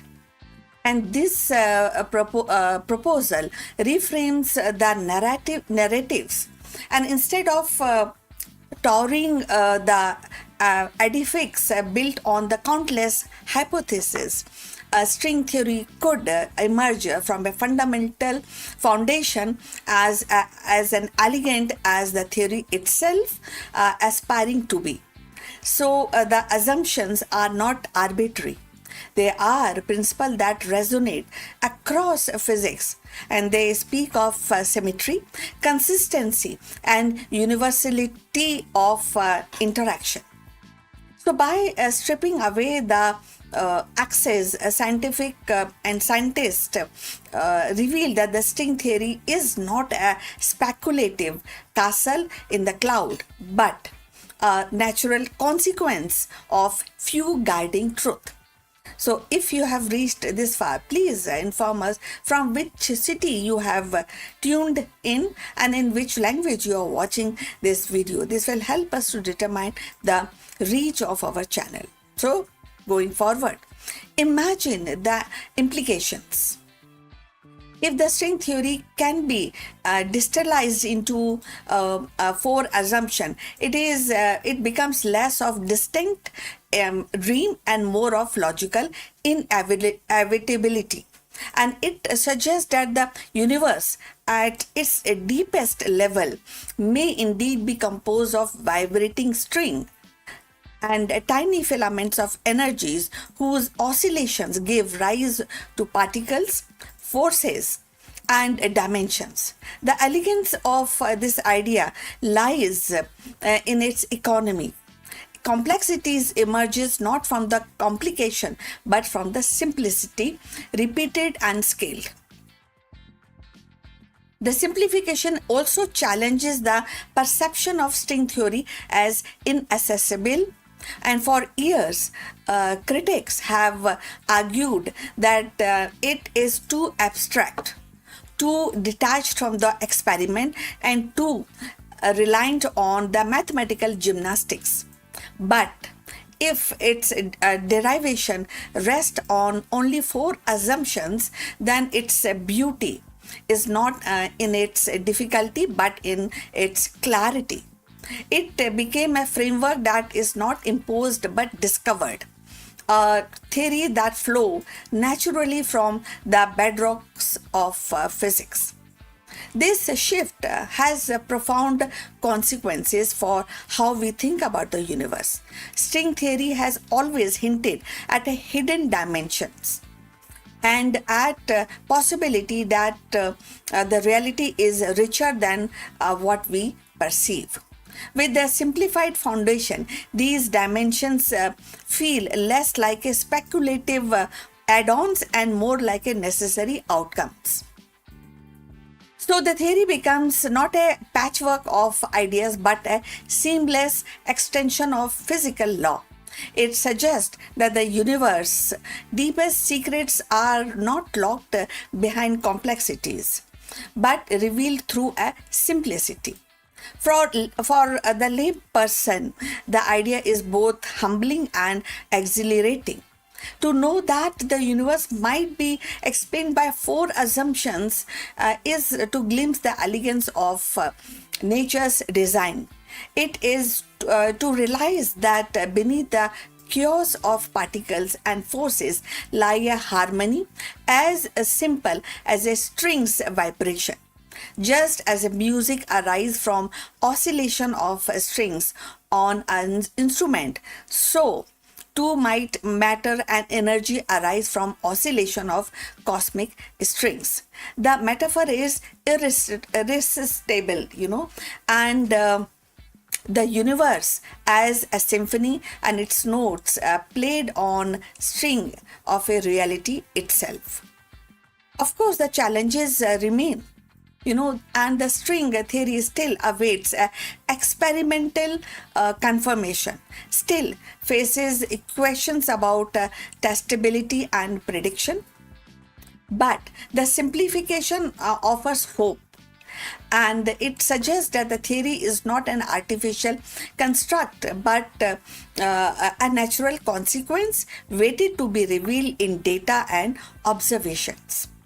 So it invites physicists to look again, to seek evidence not with the confusion, with the kind of not to be, but with curiosity.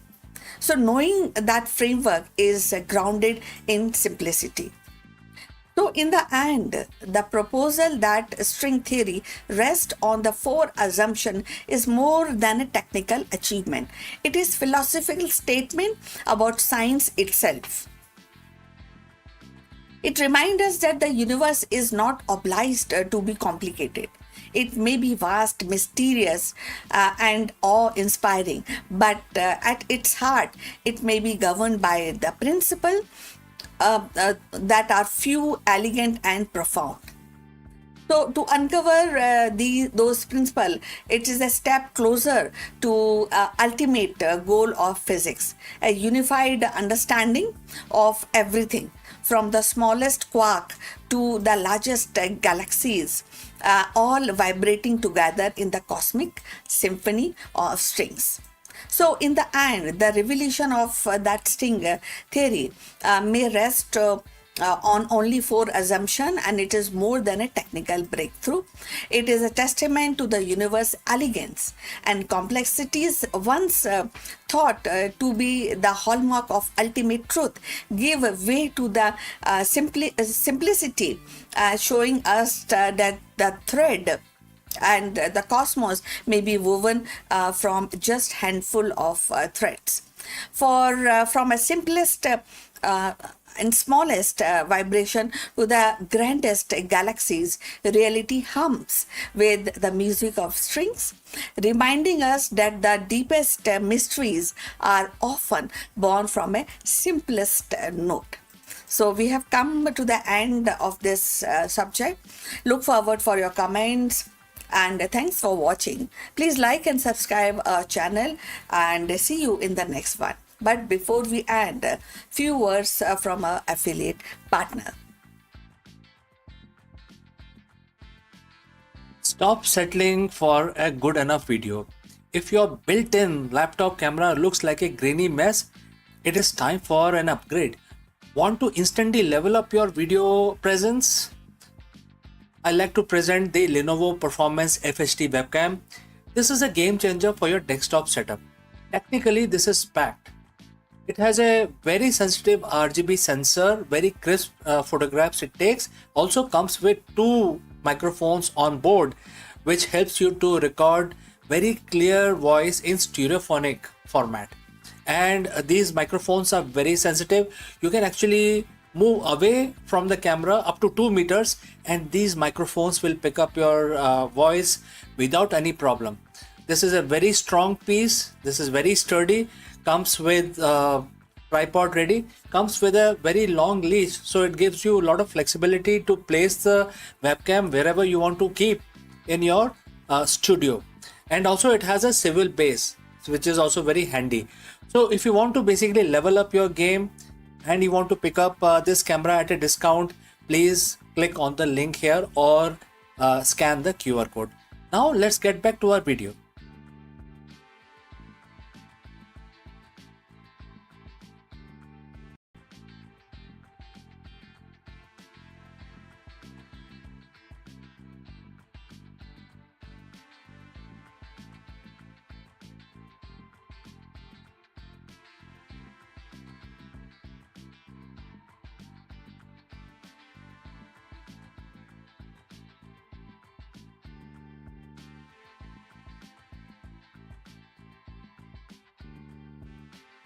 Hello friends, the United Arab Emirates bombshelled the announcement to exit the OPEC and OPEC Plus effective May 1st, 2026. And this has sent shockwave through the global energy markets. This historic move marks the end of nearly 60 years of membership and signals a massive shift in the geopolitical landscape of the Middle East. In this video, we dive deep into why the UAE is walking away, the rising tension with Saudi Arabia, and how this decision, combined with ongoing Strait of Hormuz crisis, could redefine the oil prices forever. Let's go. Today, the global energy landscape didn't just shift, it has actually fractured.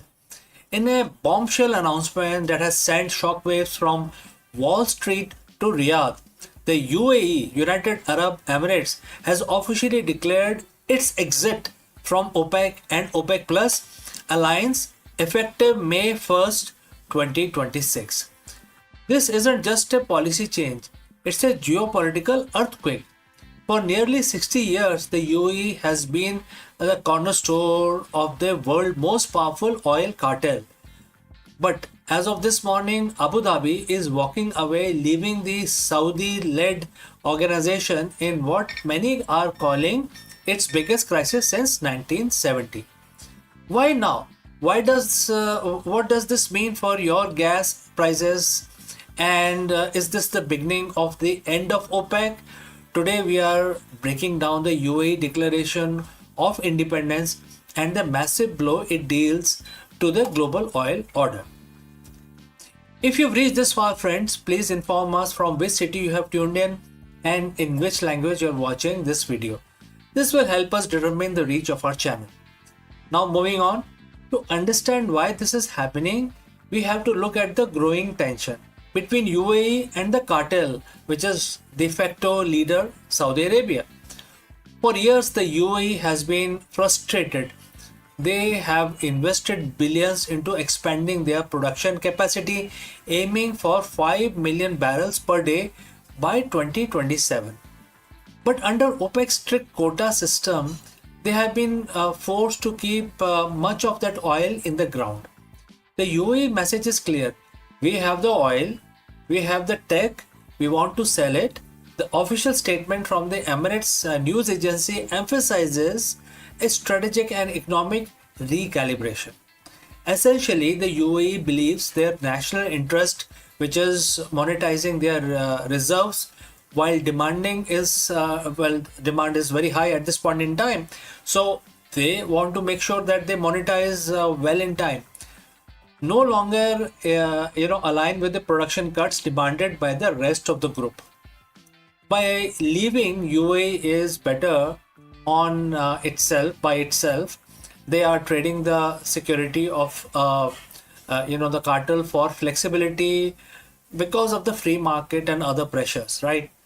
We cannot ignore the elephant in the room, and that is the timing. This exit comes in the midst of massive regional energy shock. With the ongoing conflict involving Iran and the non-closure of almost total closure of the Strait of Hormuz, the global supply chain is already under immense pressure. OPEC production fell by staggering 27% in March alone. Some experts like Michael Brown of Pepperstone argue that while the UAE wants to pump more, actually shipping that product through the blockade, through the strait, is nearly impossible right now. This makes the exit even more of a strategic pivot. The UAE is positioning itself as a reliable, independent alternative to the cartels precisely when the world is desperate for stability. By breaking away now, they distance themselves from the collective political baggages of OPEC while the US and Israel navigate the escalating situations with Iran. This is a massive blow to Saudi-led dominance. For decades, OPEC has moved as one, with Riyadh pulling the strings, but with Qatar leaving in 2019 and now the UAE, the third largest producer in the group, following suit, the Saudi-led moniker is losing its weight. So, is this is going to be sustainable? Is there a price war on the horizon? History says maybe. When OPEC members disagree on quotas, we often see a race to the bottom, where countries flood the market with cheap oil to grab market share. If the UAE starts pumping its full 5 million barrel capacity once the regional conflict subsides, it could put immense downward pressure on the global prices. Something Saudi Arabia, which needs high price to fund its Vision 2030 projects, desperately wants to avoid. So what does this mean for you and me, rest of the people in the world? In the short term, volatility. Market hate uncertainty, and the exit of a major player like UAE creates a massive vacuum. Crude oil futures are already jumping as traders try to price in a world without unified OPEC. However, in the long run, this could lead to more competitive pricing. Without OPEC quotas holding them back, the UAE is free to be a swing producer, offering their cost competitive lower carbon barrels to the highest bidder.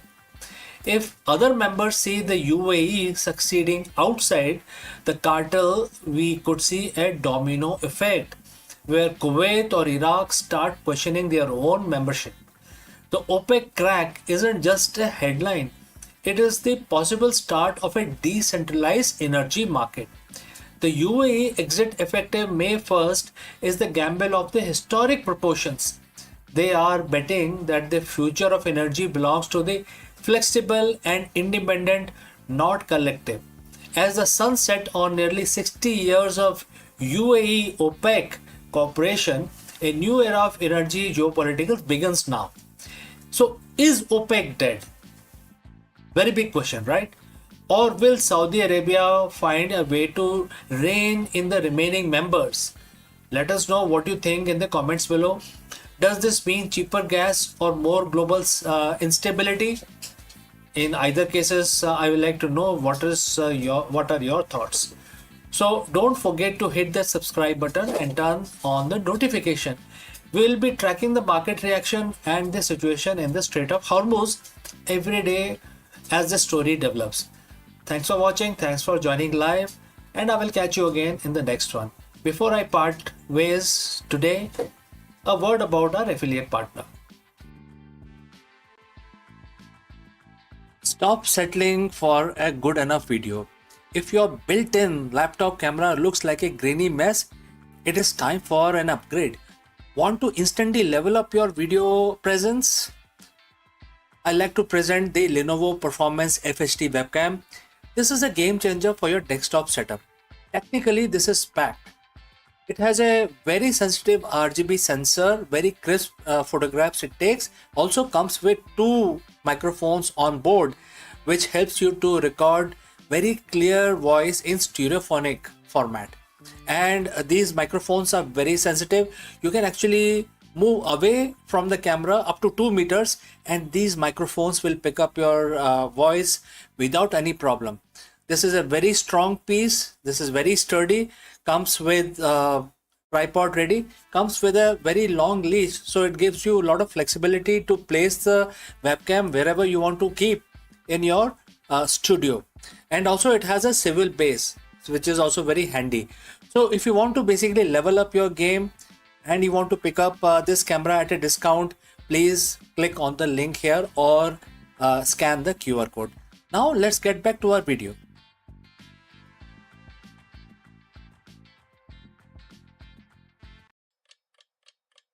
Hello friends and namaskaram. Could we actually hack Earth's magnetic field to protect our own modern technology? Very profound question. Therefore, in this video, we dive deep into the revolutionary and controversial new proposal from the scientist deploying spacecraft to spray chemicals directly into the Earth's magnetosphere.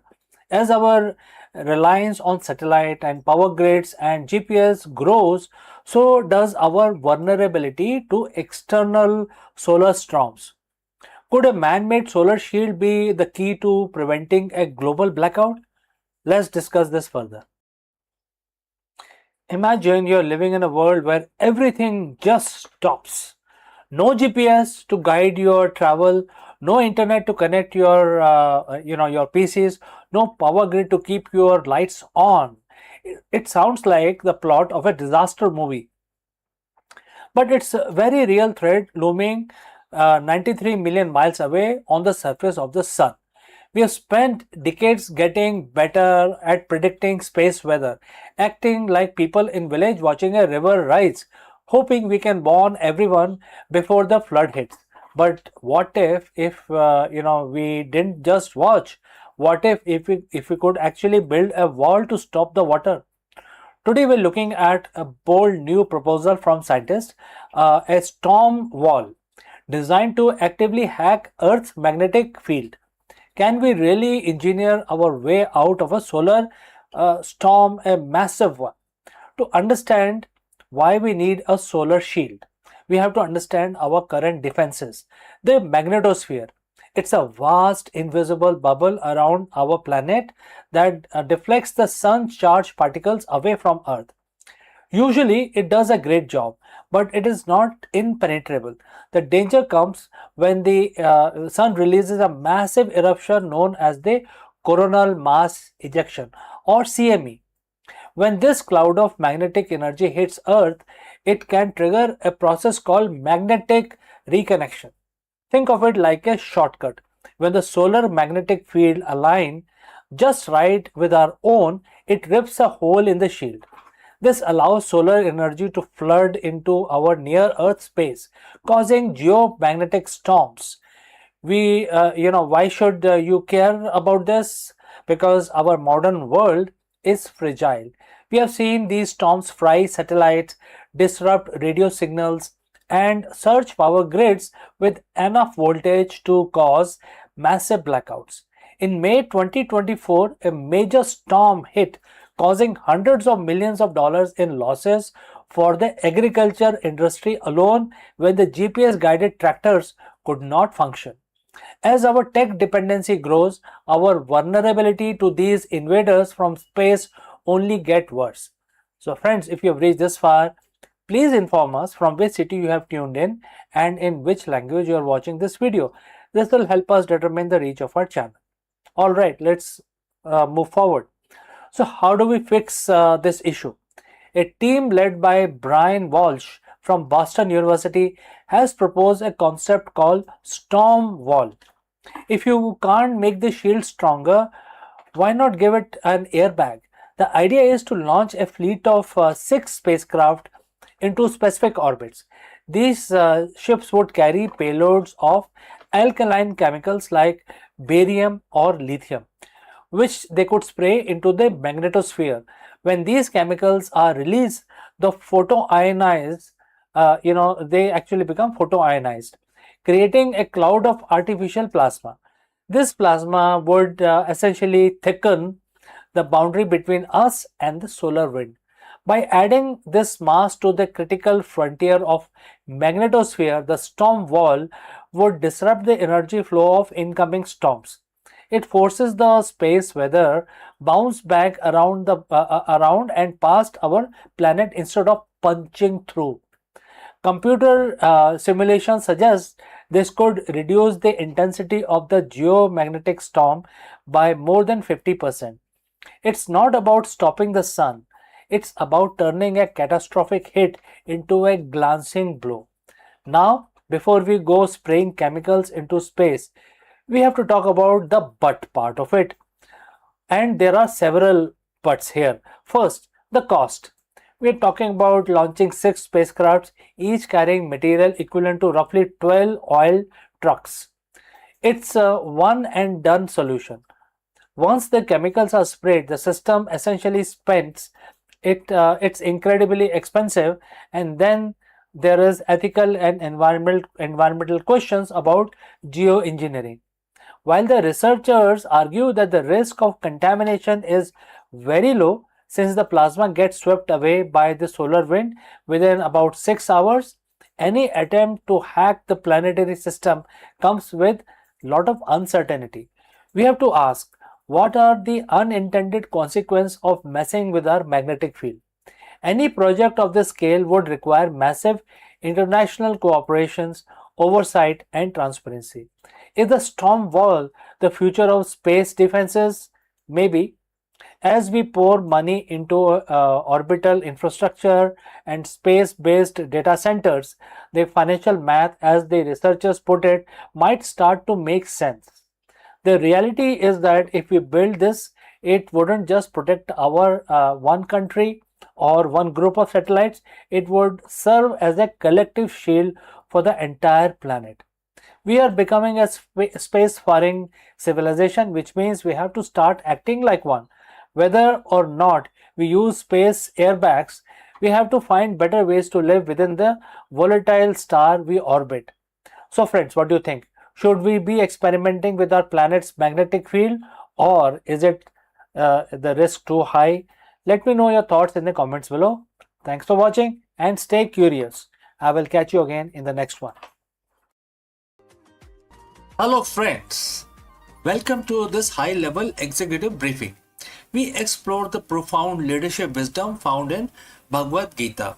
While the modern corporate culture often drives leaders towards external validation and endless doing within quotes, this ancient verse reveals that the most effective leadership comes from a state of internal being.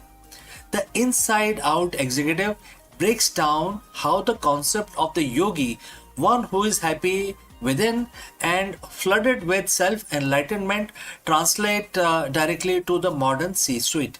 Learn how to translate and transition from reactive management to proactive sovereignty. Let us explore this thought further. Welcome once again. We live in an era of the extreme leadership. We are taught that more we do, more we achieve. We track KPIs, market share, and quarterly growth. But there is a paradox at the top. Many executives have reached the pinnacle of the material success while they feel more hollow than when they started. Why is it that more we gain on the outside, the more we feel we are losing on the inside? Today we are looking for the answers in a 7,000-year-old text. We are exploring Bhagavad Gita chapter 5 verse 24. It offers a blueprint of what I call the inside out executive. Let's look at the verse itself, and Bhagwan Krishna says, and the quote starts, A yogi is happy within. He sees God within himself. He is flooded with self-enlightenment. He attains the liberation from material existence and unite with the divine. And the quote close. So friends, if you have reached this far, please inform from which city you have tuned in and in which language you are watching this live stream. This will help us determine our reach. Alright, let's proceed further. To the modern CEO, words like yogi or divine might feel distant. But let's translate this into a language of the leadership. A yogi is simply a person of the perfected discipline. Happy within himself means you are emotional, in your emotional state is no longer a hostage to the stock market or a boardroom meeting. Flooded with self-enlightenment is what we now call high-level intuition and clarity. This verse isn't about retiring to a cave. It's about becoming an unshakable in the boardroom. Most leaders are outside in. If the company performs, they are happy. If the media criticize them, they are miserable. Their internal world is a mirror of their external environment. The inside out executive flips the script. Verse 5.24 tells us that the source of joy must be internal. When you are happy within, you lead from a place of abundance rather than scarcity. You aren't making decisions because you are afraid of losing your status. You are making them because they are the right thing to do. This is where the self-enlightenment comes in.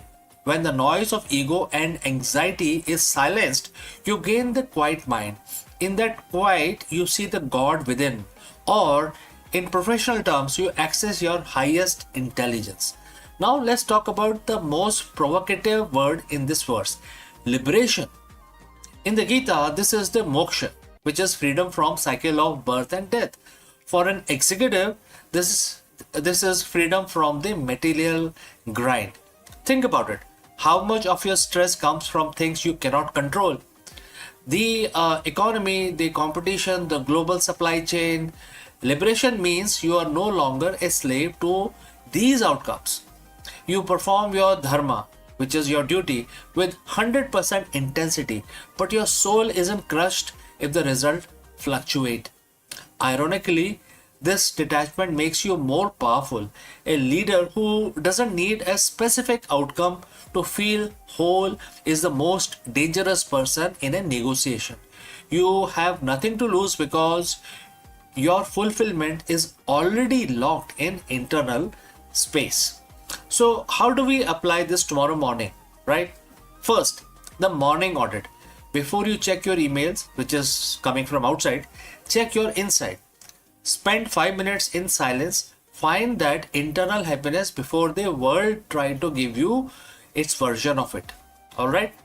Number 2, intellectual detachment. During a crisis, ask yourself, is my happiness based on solving this, or is my happiness constant while I solve this? Right? Number 3 is lead by light. So verse 5.24 mentioned about flooded with light. Be the leader who brings clarity to the room, not heat. If you are enlightened within, you illuminate the path for everyone else. The verse ends by saying the yogi unite with the divine. In leadership, this is the union of the purpose and action.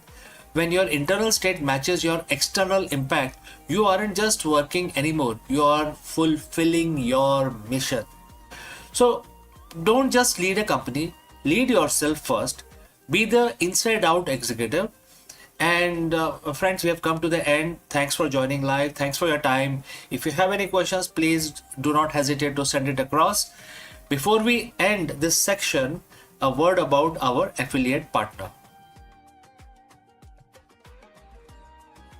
Stop settling for a good enough video. If your built-in laptop camera looks like a grainy mess, it is time for an upgrade. Want to instantly level up your video presence? I like to present the Lenovo Performance FHD webcam. This is a game changer for your desktop setup. Technically, this is packed. It has a very sensitive RGB sensor, very crisp photographs it takes. Also comes with 2 microphones on board, which helps you to record very clear voice in stereophonic format. And these microphones are very sensitive. You can actually move away from the camera up to 2 meters, and these microphones will pick up your voice without any problem. This is a very strong piece. This is very sturdy. Comes with tripod ready. Comes with a very long leash, so it gives you a lot of flexibility to place the webcam wherever you want to keep in your studio. And also it has a swivel base, which is also very handy. So if you want to basically level up your game and you want to pick up this camera at a discount, please click on the link here or scan the QR code. Now let's get back to our video. The idea of robots living alongside us has been belonged to the realm of science fiction. Yet today it is edging into the reality. With the debut of AI-powered robot designed specially for home use, the boundary between futuristic imagination and everyday life is dissolving.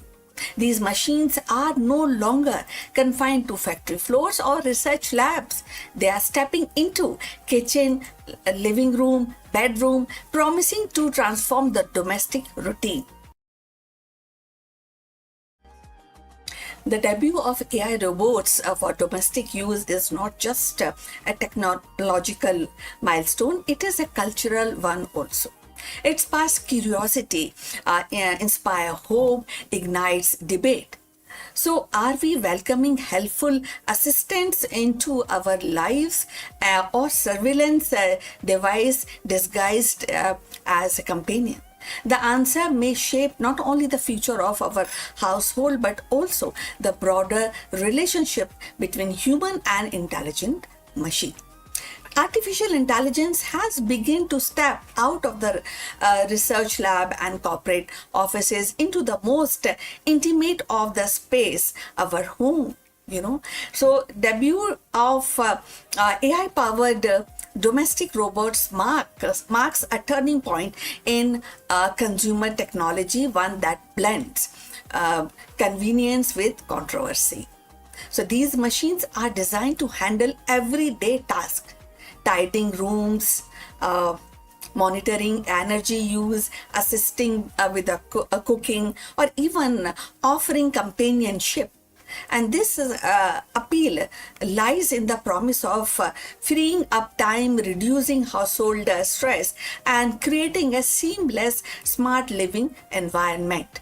For many consumers, the idea of robot that can anticipate the need and act autonomously and feel like natural is the next step after smart speakers and connected appliances.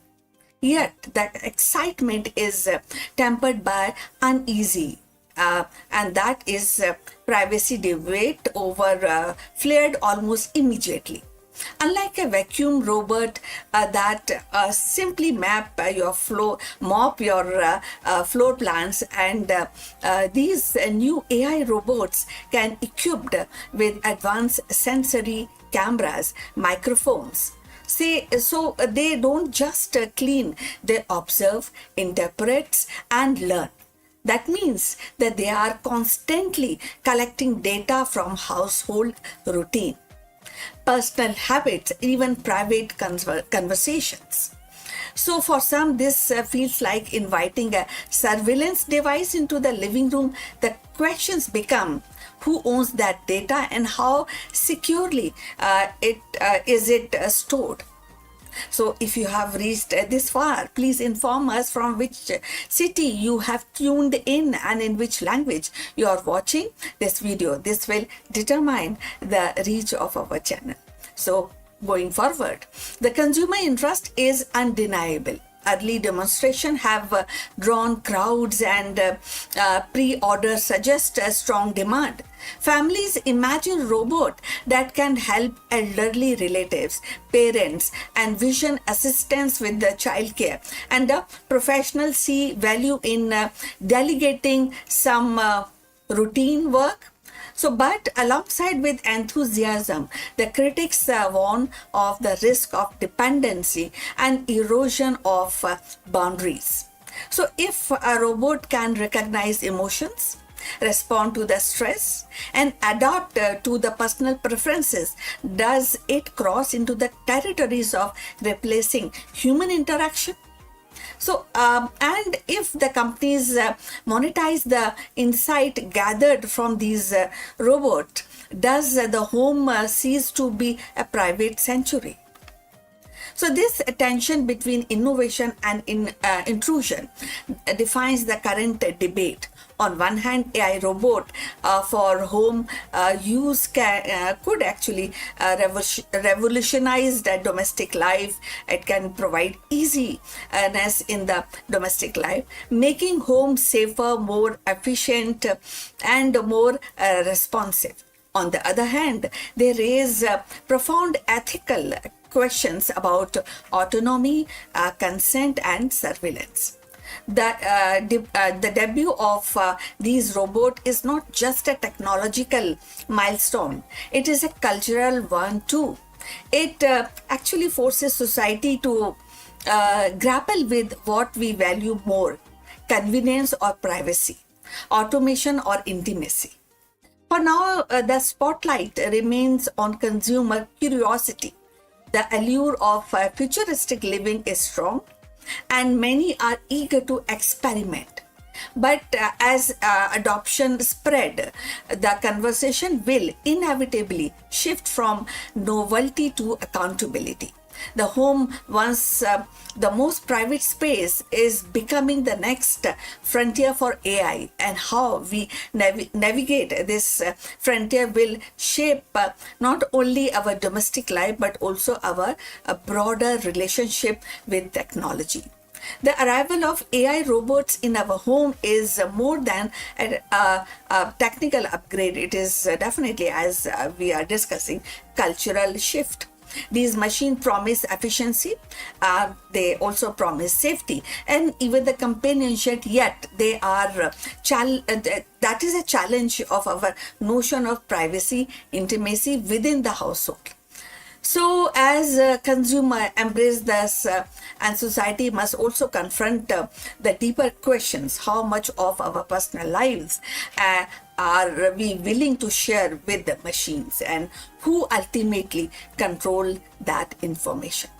So, so that is that whether they become a trusted helper or controversial intruders will depend only on the technological itself, but also value we choose to uphold as we invite artificial intelligence into our most private corners of our lives. So we have come to the end. Thanks for watching. Please like and subscribe our channel, and see you in the next one. But before we close this live streaming, few words about our affiliate partner. Stop settling for a good enough video. If your built-in laptop camera looks like a grainy mess, it is time for an upgrade. Want to instantly level up your video presence? I like to present the Lenovo Performance FHD webcam. This is a game changer for your desktop setup. Technically, this is packed. It has a very sensitive RGB sensor, very crisp photographs it takes. Also comes with two microphones on board, which helps you to record very clear voice in stereophonic format. And these microphones are very sensitive. You can actually move away from the camera up to 2 meters, and these microphones will pick up your voice without any problem. This is a very strong piece. This is very sturdy. Comes with tripod ready. Comes with a very long leash, so it gives you a lot of flexibility to place the webcam wherever you want to keep in your studio. And also it has a swivel base, which is also very handy. So if you want to basically level up your game and you want to pick up this camera at a discount, please click on the link here or scan the QR code. Now let's get back to our video.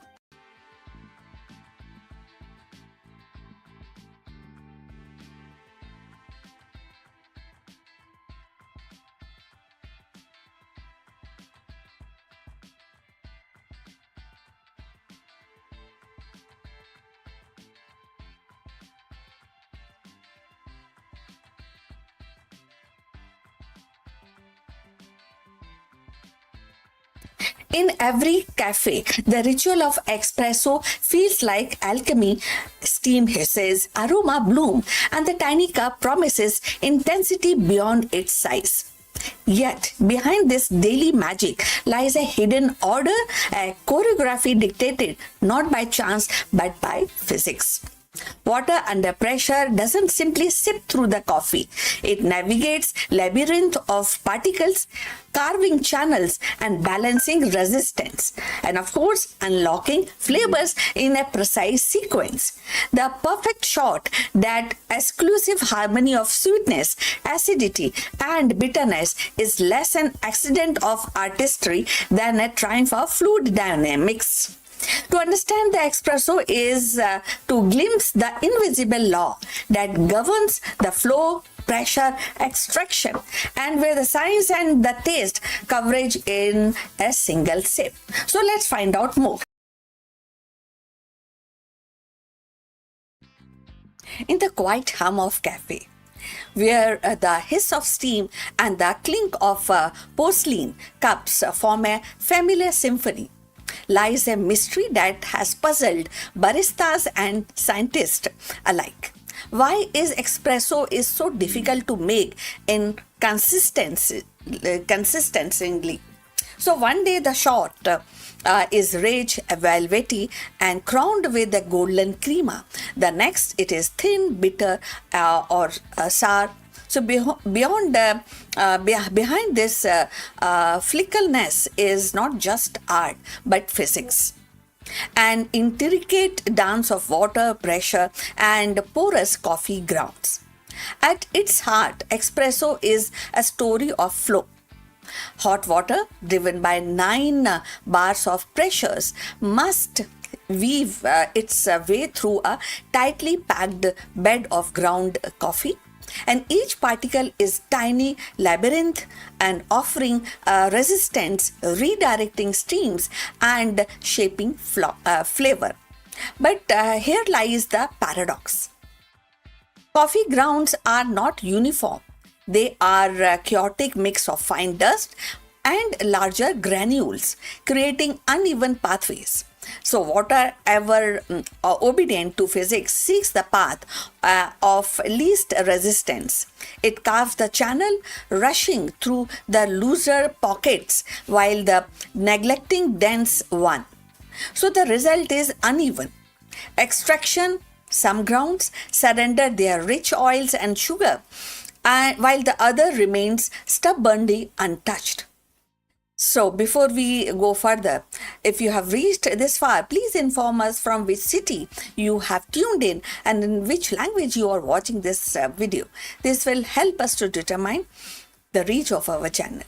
So let's understand the coffee more. So physicists studying espresso have turned to fluid dynamics and porous media theory to decode this puzzle. They discovered that the grind size and the distributions are critical. Too fine and the bed becomes near solid wall, choking the flow, producing bitterness. Too coarse and the water gushes through and leaving the flavor behind. The sweet spot lies in balance, a grind that allows water to permeate evenly, neither flooding nor suffocating. But the grind alone is not enough. Packing the ground, known as tamping, introduces another layer of physics. A uniform tamp creates a level surface, ensuring pressure is distributed evenly. An unseen tamp tilts the battlefield, encouraging water to rush through one side, creating a dreaded channeling. And experiment with this high-speed cameras and sensors have shown how even slightest inconsistencies in tamps can alter the trajectory of water, changing the chemistry of the cup. So temperature too also plays a vital role. Water at 92 or around 96 degrees centigrade extract a soluble compound differently depending on its heat. Sugar dissolve quickly and acids more slowly, and the bitter alkaloid last of all. So a stable temperature ensure these compounds emerge in harmony, producing the balance complexities Expro is known for. So fluctuation, however, is like a timeline. It creates a timeline, and too cool and acidity dominates, too hot and the bitterness overwhelm. So recent breakthrough came when the physicist modeled espresso extraction using computational simulations. They created the coffee bed as a porous medium, alike to soil or sandstone, and applied equation of fluid flow. The model revealed that the consistency improves not by maximizing the extraction but by accepting the slight reduction. In other words, aiming for 20% of extraction rather than pushing towards 25% yield more reliable results. So this counterintuitive insight reframe the espresso not as a quest for perfection in every particle, but a balance across the whole bed. For baristas, these findings are liberating. So they suggest that the precision tool grinding with uniform burrs and tempers with calibrated pressure machines with stable thermal systems are not luxuries but necessities for consistency. So they also highlight the artistry of restraint. Knowing when to stop purchasing the last drop of flavor and instead embracing the physics of flow. So beyond the cafe, the implication ripples outward. Espresso became a metaphor for complexities in porous system. From oil recovery to geology to drug recovery, delivery to in medicines. The same equation that describe water through coffee grounds can model fluid through tissues or rocks. So in this way, the humble espresso shot connects the morning ritual to scientific frontiers. And so the next time when you sip perfectly balanced espresso, remember it is not just the skill of barista nor the quality of beans, but the invisible hand of physics guiding every drop. So within that small cup lies a universe of equation, a symphony of flow, and the quiet triumph of science over chaos. So in the end, the pursuit of perfect espresso is not simply about taste. It is about harmony between science and ritual. So every shot embodied the law of flow and the resistance, the balance of heat and pressure, the subtle choreography of countless particles yielding their essence to water. So what once seemed like a chance is revealed by physics in motion and a quiet order beneath the chaos. So each cup becomes more than a beverage. It is a distillated lesson in precision, patience, and the beauty of natural laws. So to savor the espresso is the savior of triumph of science made tangible, where the flavor flows as predictably as equation, yet still feels like a magic in the hand. So we have come to the end. Thanks for watching.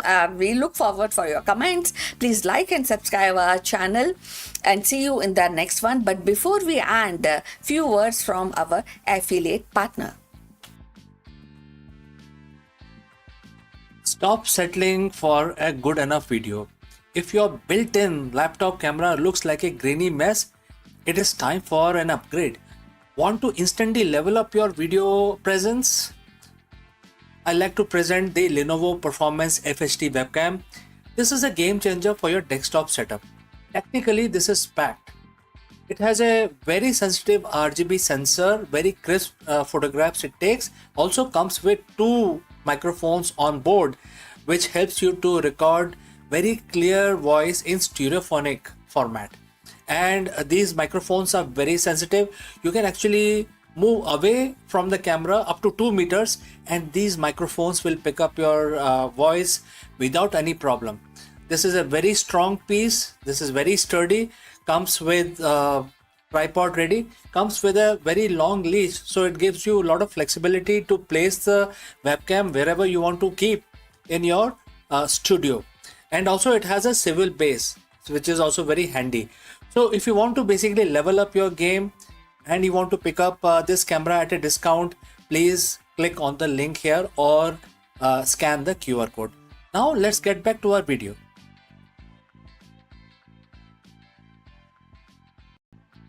Before, laboratories hummed with machines and satellite pierced the sky. India's rishis were quietly charting the frontiers of science, and seated in the forest and ashram, they observed the rhythm of nature, the mysteries of cosmos, and the intricacies of human body. What they recorded in hymns and trustees and philosophical dialogues were not mere spiritual musing, but a profound scientific insight. Astronomy woven into Vedic chants, mathematics hidden in poetic meters, and medicine encoded in Ayurvedic text. So in 2026, as artificial intelligence deciphers genomes and quantum computers stimulate universe, the breakthroughs of these the sages remind us that science is not only about the technology but about vision, and their legacy whispers across the centuries. Knowledge is timeless, and the discovery is as much about intuition as much about instruments. So today we are talking about Charak, who stands as a towering figure, as a physician, philosopher, and scientist whose vision of health we practice even today. In the annals of ancient Indian wisdom, Charak stands as a towering figure, a physician, a philosopher, and a scientist whose vision of health transcends his era. Flourishing around 2nd century CE, Charak is credited with compiling the Charak Samhita, one of the foundational texts of Ayurveda. His work was not merely a manual of remedies, but a profound exploration of human body, mind, and environment. In 2026, the world is grapples with pandemics, lifestyle diseases, and ethical dilemmas of AI-driven healthcare. Charak's contribution resonate with renewed urgency. Charak's genius lay in the holistic approach. He emphasized that health was not an absence of disease, but the balance of body, mind, and spirit. His text described the three dosha theory, three kind of troubles which actually we face when we talk about health, and these theories based on these three aspects, that is Vat, Pith, and Kaph, as a governing principle of physiology. While the modern science interprets these biochemical and systematic terms, that underlying the insight remains striking. Health is dynamic equilibrium, but a static perfection. In an age where the precision medicine seeks to tailor treatment to individual genetics profile, Charak's insistence on personalized care feels remarkably persistent. Now, if you have reached this far in this video, please inform us from which city you have tuned in and which language you are watching this video. This will help us to determine the reach of our channel. So, going forward about Charak. So, equally significant was his focus on preventive medicine.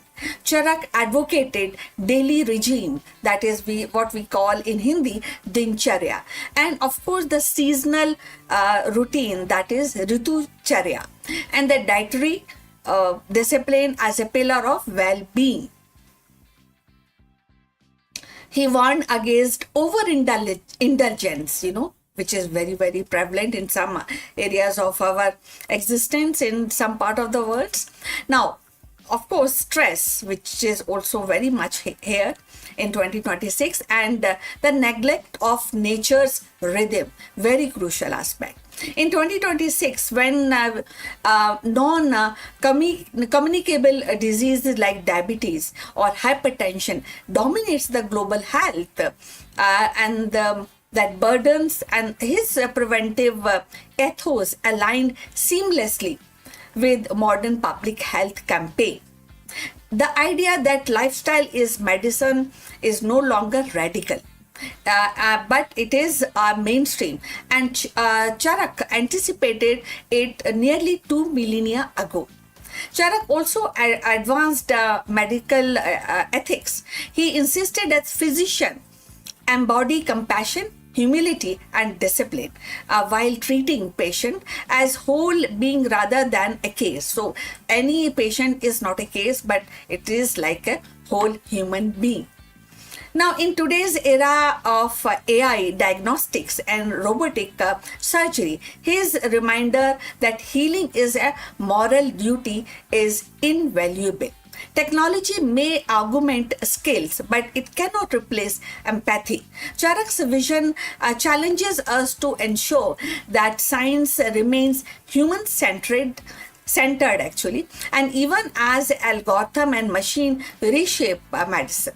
From scientific perspective, the Charak Samhita catalogs hundreds of medical plants, minerals and formulation.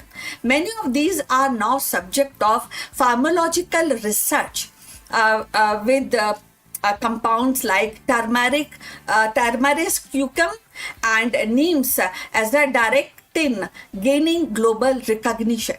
Charak's meticulous documentation of therapeutic properties reflect an entirely spirited base and as an early form of clinical observation and evidence gathering. So in 2026, as bio-prospecting and integrative medicine expand, his pharmacies and his documentation offers both inspiration and caution to honor the traditional knowledge while subjecting it to a rigorous validation. So Charak's relevance today extends beyond medicine but into a sustainability. He viewed a human as inseparable from their environment, emphasizing harmony with nature. In an age of climate crisis, his ecological sensibility reminds us that health cannot be divorced from the planetary well-being. The pollution of air and water and soil is not merely an environmental issue, it is a medical one. And that is very crucial. And Charak's integrated world view offers the guidance for a healthier earth. Thus, the Charak's contribution are not relic of the past but living principles. His insistence on balance, prevention and ethics plus with ecological harmony speaks directly to the challenges of 2026. As medicine races ahead with genetics engineering and AI diagnostics, and of course the space medicine, Charak's voice urges caution and compassion. He reminds us that the ultimate goal of science is not conquest, but a care, not control, but balance. In the quiet wisdom of his verses, we find a compass of navigating complexities of modern health, a call to remember that healing is both art and science, and rooted in the respect of life itself. The legacies of India's rishi is not confined to the past. It is a living current that flows into the present and beyond. Their insight and philosophy remind us that science is not only about instrument labs but also about vision, nutrition and harmony with the nature. In 2026, as humanity stands at the crossroad of artificial intelligence, genetic engineering, and space exploration, the breakthrough of these sages echoes with a timeless relevance. They actually urges us to balance progress with wisdom, to pair innovation with ethics, and to see the knowledge not as a conquest but as a communication, as union with the universe. The rishis remind us that the discoveries of sacred act, and in their enduring voice we hear to call to carry science forward with humility, imagination, and respect for life itself. So we have come to the end of this live stream, and we look forward for your comments. Please like and subscribe our channel, and we look forward in the next one. But before we end, few words from our affiliate partner.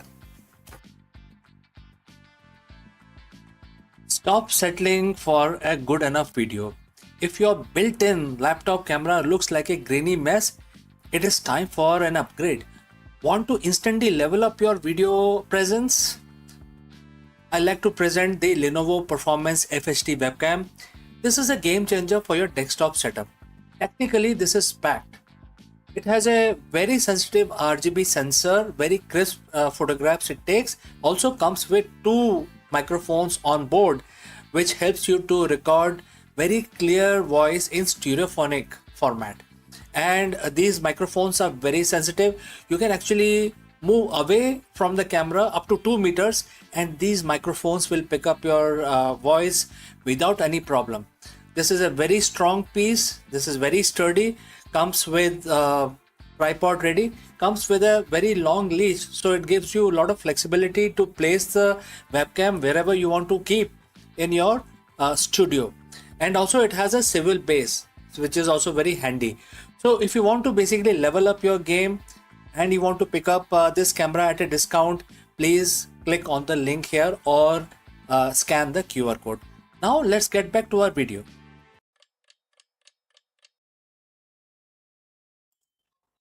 नमस्कार दोस्तों, आप सभी का स्वागत है। आज शनिवार का दिन है और आप सब जानते हैं कि शनिवार का जो दिन होता है वो शनि महाराज के लिए समर्पित है। तो आज हम अपना दिन शुरू करेंगे भगवान शनि की प्रार्थना करके, पूजा करके, और हर रोज की तरह हम 11 दफा एक मंत्र का उच्चारण करेंगे। आप हमारे साथ जुड़ें और इस मंत्र का उच्चारण आप अपने अपने वर्क स्टेशन पे, अपने अपने ऑफिस में, होम ऑफिस में करें। मैं ये काउंटर यूज करता हूँ। आप कैसे भी माला का इस्तेमाल करके या कैसे भी अपने मन में ही 11 दफे इस मंत्र का उच्चारण करना है। तो चलिए हाथ जोड़ लीजिए, भगवान का नमन करिए। ओम शनिश्चराय नमः, इस मंत्र का हमें जाप 11 दफा करना है। तो चलिए हम अब शुरू करते हैं। ओम शन शनिश्चराय नमः, ओम शन शनिश्चराय नमः, ओम शन शनिश्चराय नमः, ओम शन शनिश्चराय नमः, ओम शन शनिश्चराय नमः, ओम शन शनिश्चराय नमः, ओम शन शनिश्चराय नमः, ओम शन शनिश्चराय नमः, ओम शन शनिश्चराय नमः, ओम शन शनिश्चराय नमः, ओम शन शनिश्चराय नमः। तो दोस्तों, हमारे भगवान की स्तुति जो पूजा है समाप्त हुई, और जिन लोगों की शनि की ढैया चल रही है उनके लिए बहुत ही जरूरी है आप हर शनिवार को इस मंत्र का जाप करें और अपना दिन शुरू करें। तो चलिए, आपका आज का दिन मंगलमय हो, इसी कामना के साथ हम इस वीडियो को समाप्त करते हैं। मिलते हैं जल्दी ही दूसरे वीडियो में। In the boundless silence of space, where the radiation lashes like an invisible storm and the vacuum strips away every trace of comfort, one would expect life to flutter. Yet, against all odds, tiny fungal spores have endured, and their survival is more than a scientific curiosity. It is a defiant proclamation that biology is tougher than we have imagined. Cloaked in a melanin armor, suspended in metabolic stillness, these microscopic voyagers cling to existence in the most hostile frontier known to mankind. So let's find out more about this. In the cold silence beyond Earth's protective atmosphere, where the radiation storm rages and temperatures plummet, life is not expected to endure. Yet, in the recent experiment, which have revealed a startling resilience, certain fungi, hardy and unyielding, have survived prolonged exposure to deep space condition, and their survival challenges our assumption about the fragility of biology and raises profound questions about possibility of microbial hitchhikers journeying to the Mars. So scientists have placed spores of extramophilic fungi aboard orbital platform, exposing them to the cosmic radiation, vacuum and the relentless cycle of solar flares. So months later, when these were retrieved and examined, many spores remained viable, and their cell wall, rich in melanin, acted as a shield against the radiation, while their metabolic dormancy allowed them to endure starvation and desiccations. So what seems like a death sentence become a testament to evolutionary ingenuity. So these organisms born in shadow of Earth's ecosystem proved capable of weathering the hardest frontier. So if you have reached this far, please inform us from which city you are watching us and which language you are watching this video. This will help us to determine the reach of our channel. So going forward, the implication of ripple outward. So if the fungi can survive the journey, so too might bacteria or other microbes. And these raises a specter of forward contamination, the accidental transport of Earth's life to the Mars. A single resilient spore nested in the crevice of spacecraft could seed alien soil, and implication the search or implicating for indigenous Martian life. So the line between the discovery and contamination grows perilously thin. For planetary protection agencies, the survival of fungi is both a marvel and a warning. Yet there is another perspective, and that is we are talking about opportunity. If the fungi can endure space, they might one day serve as allies in colonization. And their ability to recycle nutrients, break down the waste, and even produce protective compound could make them invaluable partner for astronauts establishing habitats on Mars. Imagine fungal bioreactors converting Martian logit into fertile soil, or shielding domes infused with melanin to observe the radiation.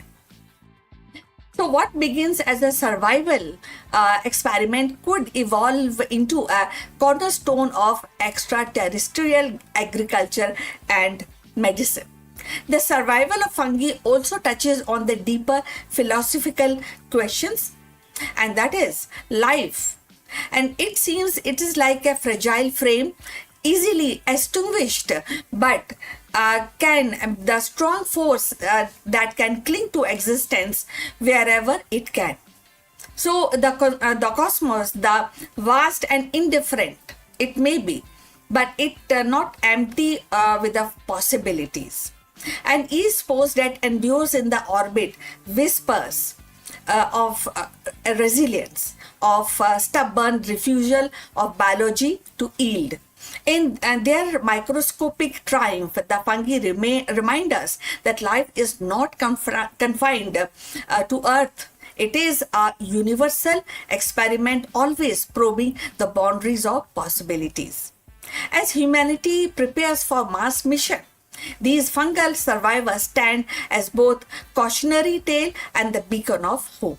They warn us that the thread of this survival, we have to actually deal with careful insight, and least we overwrite Martian biology with our own. But they also inspire us to imagine a future where Earth's smallest organism help us to thrive on very distinct world, and in quiet endurance of these spores drifting through space, we glimpse the persistence of life itself, unyielding, adaptable, and forever reaching to new horizon, new boundaries.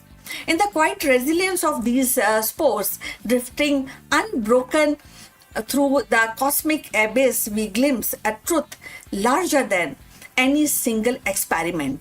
Life is not fragile, but defined. The fungi that endures in the deep space remind us that the biology is a force that adapts, persists, and seeks footholds even in the most hostile realm. As humanity prepares to step into the Mars, their survival is both a warning and a promise. Warning us to guard against the contamination, yet promising that life itself may be our greatest ally in the journey beyond Earth. So, in the void where the silence resigns, the spores whisper, a timeless refrain. A life refuses to die, and it is a refusal, it is a carrier that the seeds of tomorrow's world. So we have come to the end. Thanks for watching this, and we look forward for your comment. At the same time, we request you to subscribe our channel. See you in the next, but before we go further, a few words from our affiliate partner. Stop settling for a good enough video. If your built-in laptop camera looks like a grainy mess, it is time for an upgrade. Want to instantly level up your video presence? I like to present the Lenovo Performance FHD webcam. This is a game changer for your desktop setup. Technically, this is packed. It has a very sensitive RGB sensor, very crisp photographs it takes. Also comes with two microphones on board, which helps you to record very clear voice in stereophonic format. And these microphones are very sensitive. You can actually move away from the camera up to 2 meters, and these microphones will pick up your voice without any problem. This is a very strong piece. This is very sturdy. Comes with tripod ready, comes with a very long leash, so it gives you a lot of flexibility to place the webcam wherever you want to keep in your studio. And also it has a swivel base, which is also very handy. So if you want to basically level up your game and you want to pick up this camera at a discount, please click on the link here or scan the QR code. Now let's get back to our video.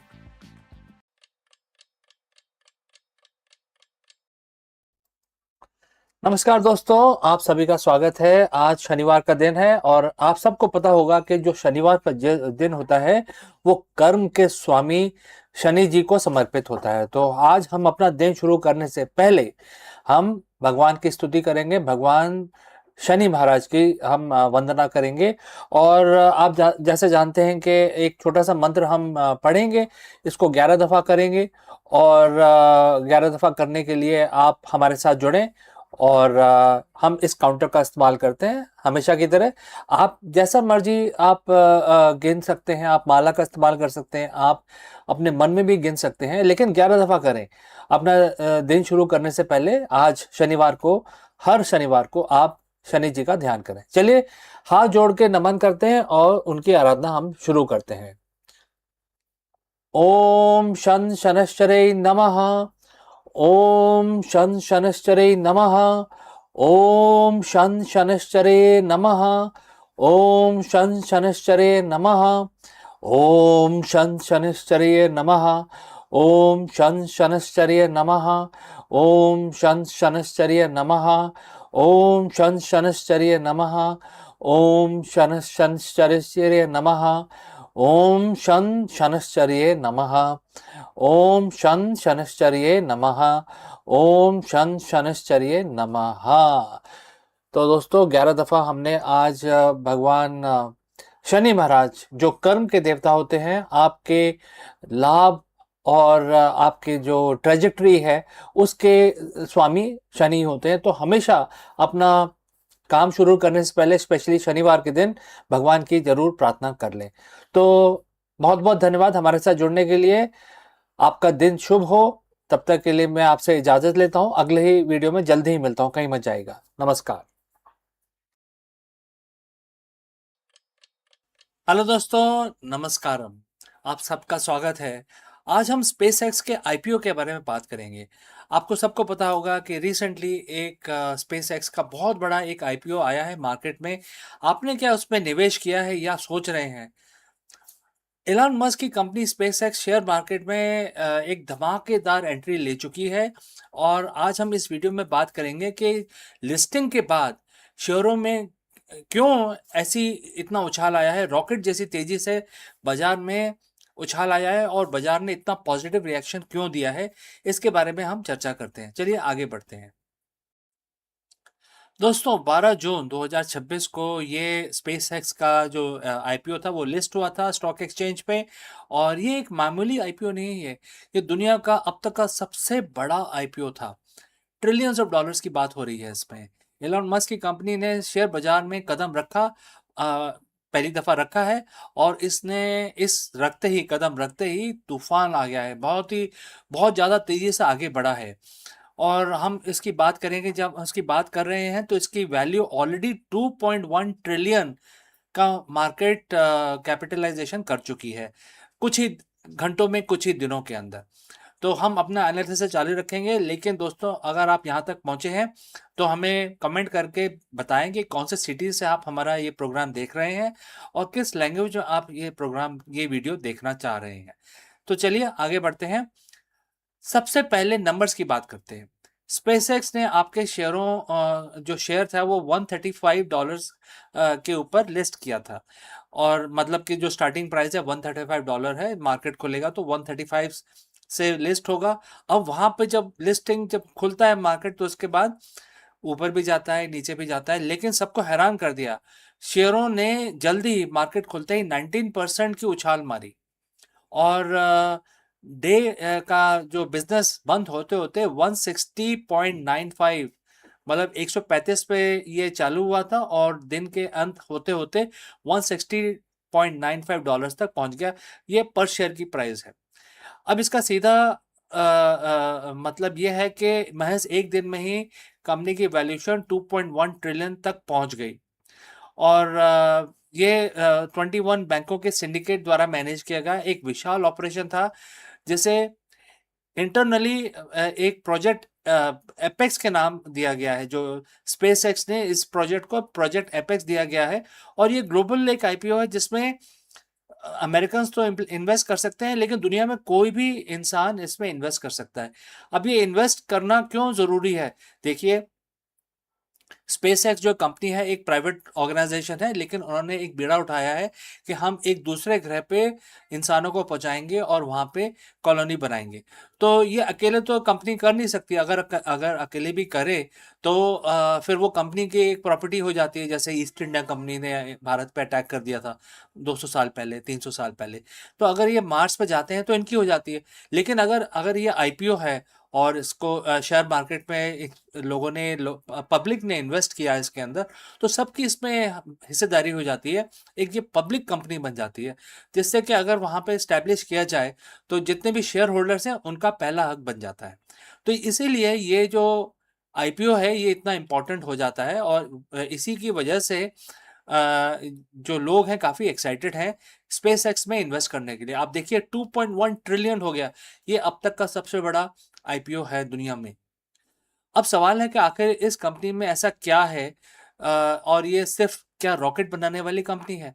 तो चलिए आगे बढ़ते हैं कि इसमें इतना excitement क्यों आ रहा है लोगों को। सबसे पहले देखिए, स्टारलिंक स्टारलिंक जो एक कंपनी है इलॉन मस्क की, ये इंटरनेट प्रोवाइड करती है। तो ये इनका एक पार्टनरशिप है स्पेस एक्स के साथ, जो भी इलॉन मस्क की कंपनी है। तो स्टारलिंक अगर नहीं है स्पेस एक्स के साथ, तो कम्युनिकेशन कितना डिफिकल्ट हो जाता है। अगर मार्स पे पहुंच गए तो कम्युनिकेट कैसे करेंगे, इंटरनेट कैसे चलेगा, ईमेल कैसे आएगी? तो उसके लिए स्टारलिंक है। और जिसके वजह से जो स्पेस एक्स है वो स्टारलिंक के टेक्नोलॉजी को लेवरेज कर सकता है जब वो मार्स पे अपनी कॉलोनी बनाए। इसके अलावा इनके पास इलेक्ट्रिक कार्स हैं, इनके पास इलेक्ट्रिक बैटरी मैन्युफैक्चरिंग जो टेस्ला है वो है। तो जब मार्स पे जाएंगे तो उनको बैटरी बैकअप इक्विपमेंट लगेगा, वहाँ पे मार्स पे चलने वाली गाड़ियाँ लगेंगी। तो वो सब बनाने का जो टेक्नोलॉजी है वो टेस्ला के पास है। तो स्पेस एक्स हो गया आपका, टेस्ला हो गया आपका, स्टारलिंक हो गया। उसके बाद एलॉन मस्क की टनलिंग कंपनी है, बोरिंग कंपनी है, जो टनल बनाती है ज़मीन के अंदर। और तो मार्स पे जाएंगे तो ज़मीन के ऊपर रहेंगे या ज़मीन के नीचे कंस्ट्रक्शन वगैरह करना पड़ेगा, तो उसके लिए उनके पास टेक्नोलॉजी टनलिंग की होगी, जो बोरिंग करते हैं ज़मीन के अंदर, जिसमें बड़ी बड़ी ट्रेन्स चलाते हैं, तो वो होगा। अब ट्रेनों की बात हुई है तो इनके पास हाइपर लूप, आपने सुना होगा कुछ साल पहले इन्होंने एक कंपनी स्टार्ट की थी हाइपर लूप की, जो जो जमीन के अंदर टनल के अंदर एक ट्रेन चलती है बिना किसी इंजन के, सिर्फ वैक्यूम से चलती है। तो वो भी इनके पास है। तो आप समझिए कि जो स्पेस सेक्स है एक बहुत ही सीरियस कंटेंडर है, और इनके पास बहुत सारी और टेक्नोलॉजीज हैं जिससे स्पेस में जाके और फिर वहाँ मार्स पे लैंड करके और उसके बाद वहाँ पे कॉलोनी स्टैब्लिश करने का पूरा इन्होंने बेसिक बेसिक इंफ्रास्ट्रक्चर ऑलरेडी खड़ा कर दिया है। अब बात करते हैं एआई की। तो इलॉन मस्क की एक और कंपनी है जिसका नाम है एक्स एआई। ये जो कंपनी है ये इसको उन्होंने स्टारलिंक के साथ मर्ज कर दिया है। और आप देखिए ग्रॉक उनका जो एआई है जो ट्विटर पे चलता है, जिसको हम एक्स प्लेटफॉर्म बोलते हैं आज की डेट में, तो ये एक पावर हाउस है जो AI enabled machinery, AI enabled systems जो मार्स पे इस्टेब्लिश करने में सहायता करेगा। और ये इन्हीं के खुद का ओनरशिप है एलॉन मस्क का। तो इसकी वजह से लोग इसको देखते हैं कंपनी को, स्पेसएक्स को, कि ये अकेली एक रॉकेट बनाने वाली कंपनी नहीं है, इसके पीछे काफ़ी स्ट्रैटेजिक सॉल्यूशंस खड़े हैं जो इसी इकोसिस्टम से आते हैं। तो चलिए मैंने काफ़ी एक्सप्लेन किया इसके बारे में। अब आगे बढ़ते हैं कि देखिए, ये आईपीओ है तो मार्केट रिस्क तो होगा ही इसके अंदर। तो अपने होशो हवास ना खोएं, सोच समझ के अगर आप इन्वेस्ट करना चाह रहे हैं तो पूरा एनालिसिस करें, अपना एनालिसिस करके, और आपका लॉस एंड प्रॉफिट का एनालिसिस करके तभी इन्वेस्ट करें, क्योंकि मार्केट तो इस कंपनी पे भी वैसे ही लगेगा जैसे हर कंपनी पे लगता है। तो मार्केट वॉलेटिलिटी का ध्यान रखें, अपने होशो हवास खो के और इमोशंस में आके इन्वेस्ट ना करें, क्योंकि हर कोई ऐसा नहीं करता है, पूरा फ्यूचर और बैकग्राउंड फोरग्राउंड देख के करता है। अगर आप भारतीय निवेशक हैं और इसमें इन्वेस्ट करना चाहते हैं तो ये सेंसेक्स ऑफ निफ्टी के थ्रू भी ये इन्वेस्ट किया जा सकता है। एक प्रोसेस है जो हमारे जो स्टॉक एक्सचेंजेस हैं वो प्रोवाइड करते हैं कि कैसे फॉरेन ट्रेड के अंदर आप इन्वेस्ट कर सकते हैं। उसके लिए कुछ कागजी कार्रवाई करनी पड़ती है, तो वो एक स्टैंडर्ड कागजी कार्रवाई है। तो आप इंडिया में होते हुए भी स्पेस एक्स में इन्वेस्ट कर सकते हैं। तो इलॉन मस्क ने मतलब जैसे ही ये स्टॉक मार्केट में आया, आईपीओ आया, वो एक ट्रिलियनियर बन गए हैं, दुनिया के पहले ट्रिलियनियर कहलाएंगे वो, क्योंकि आजकल तो बिलियनियर्स का ज़माना है, लेकिन वो ही अकेले ऐसे हैं जो ट्रिलियनियर बन गए हैं इस आईपीओ के आने के बाद। तो दोस्तों, ऑल इन ऑल ये जो आईपीओ है काफ़ी पॉजिटिव लग रहा है। लेकिन जैसे मैंने कहा पहले कि आप एनालिसिस पूरा करें, उसके बाद ही इसमें आगे बढ़े अगर आप इन्वेस्ट करना चाहते हैं। लेकिन ओवरऑल काफ़ी पॉजिटिव न्यूज़ लग रही है इस आईपीओ के वजह से, तो इसके बारे में आपसे मैं चर्चा करना चाहता था। और मैं ये भी चाहता था कि आप सारी चीज़ों को समझें, और इसलिए मैंने एक चीज़ को आपको समझाने की कोशिश भी की इस वीडियो के अंदर। तो दोस्तों, अगर आपके कोई और सवाल हैं तो ज़रूर हमें कमेंट करके बताएं। मिलता हूँ अगले वीडियो में। जय Hind.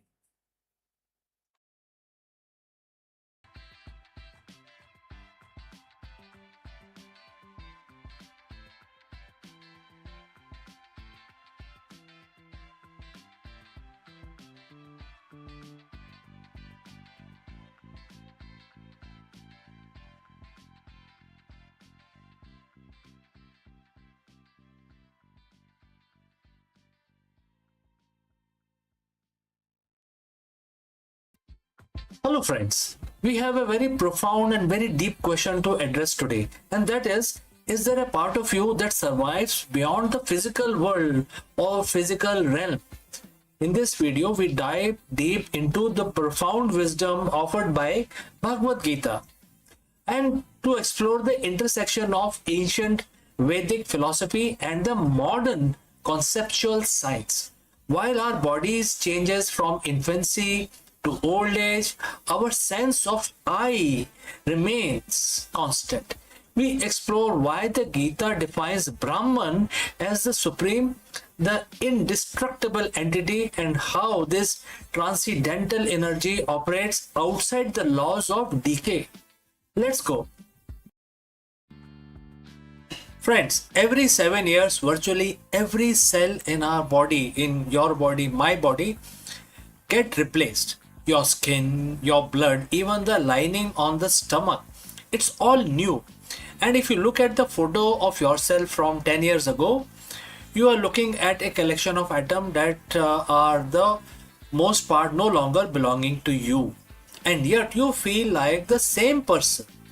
When you say, I am hungry or I am tired, who is this I? Who is this I talking? Is it the meat suit that made of carbon and water, or is it the driver inside? Today we are going to explore one of the most profound scientific and the spiritual intersection in history. We are looking at the Bhagavad Gita, chapter 8, verse 3, to answer the ultimate question. That is, why are you not your body?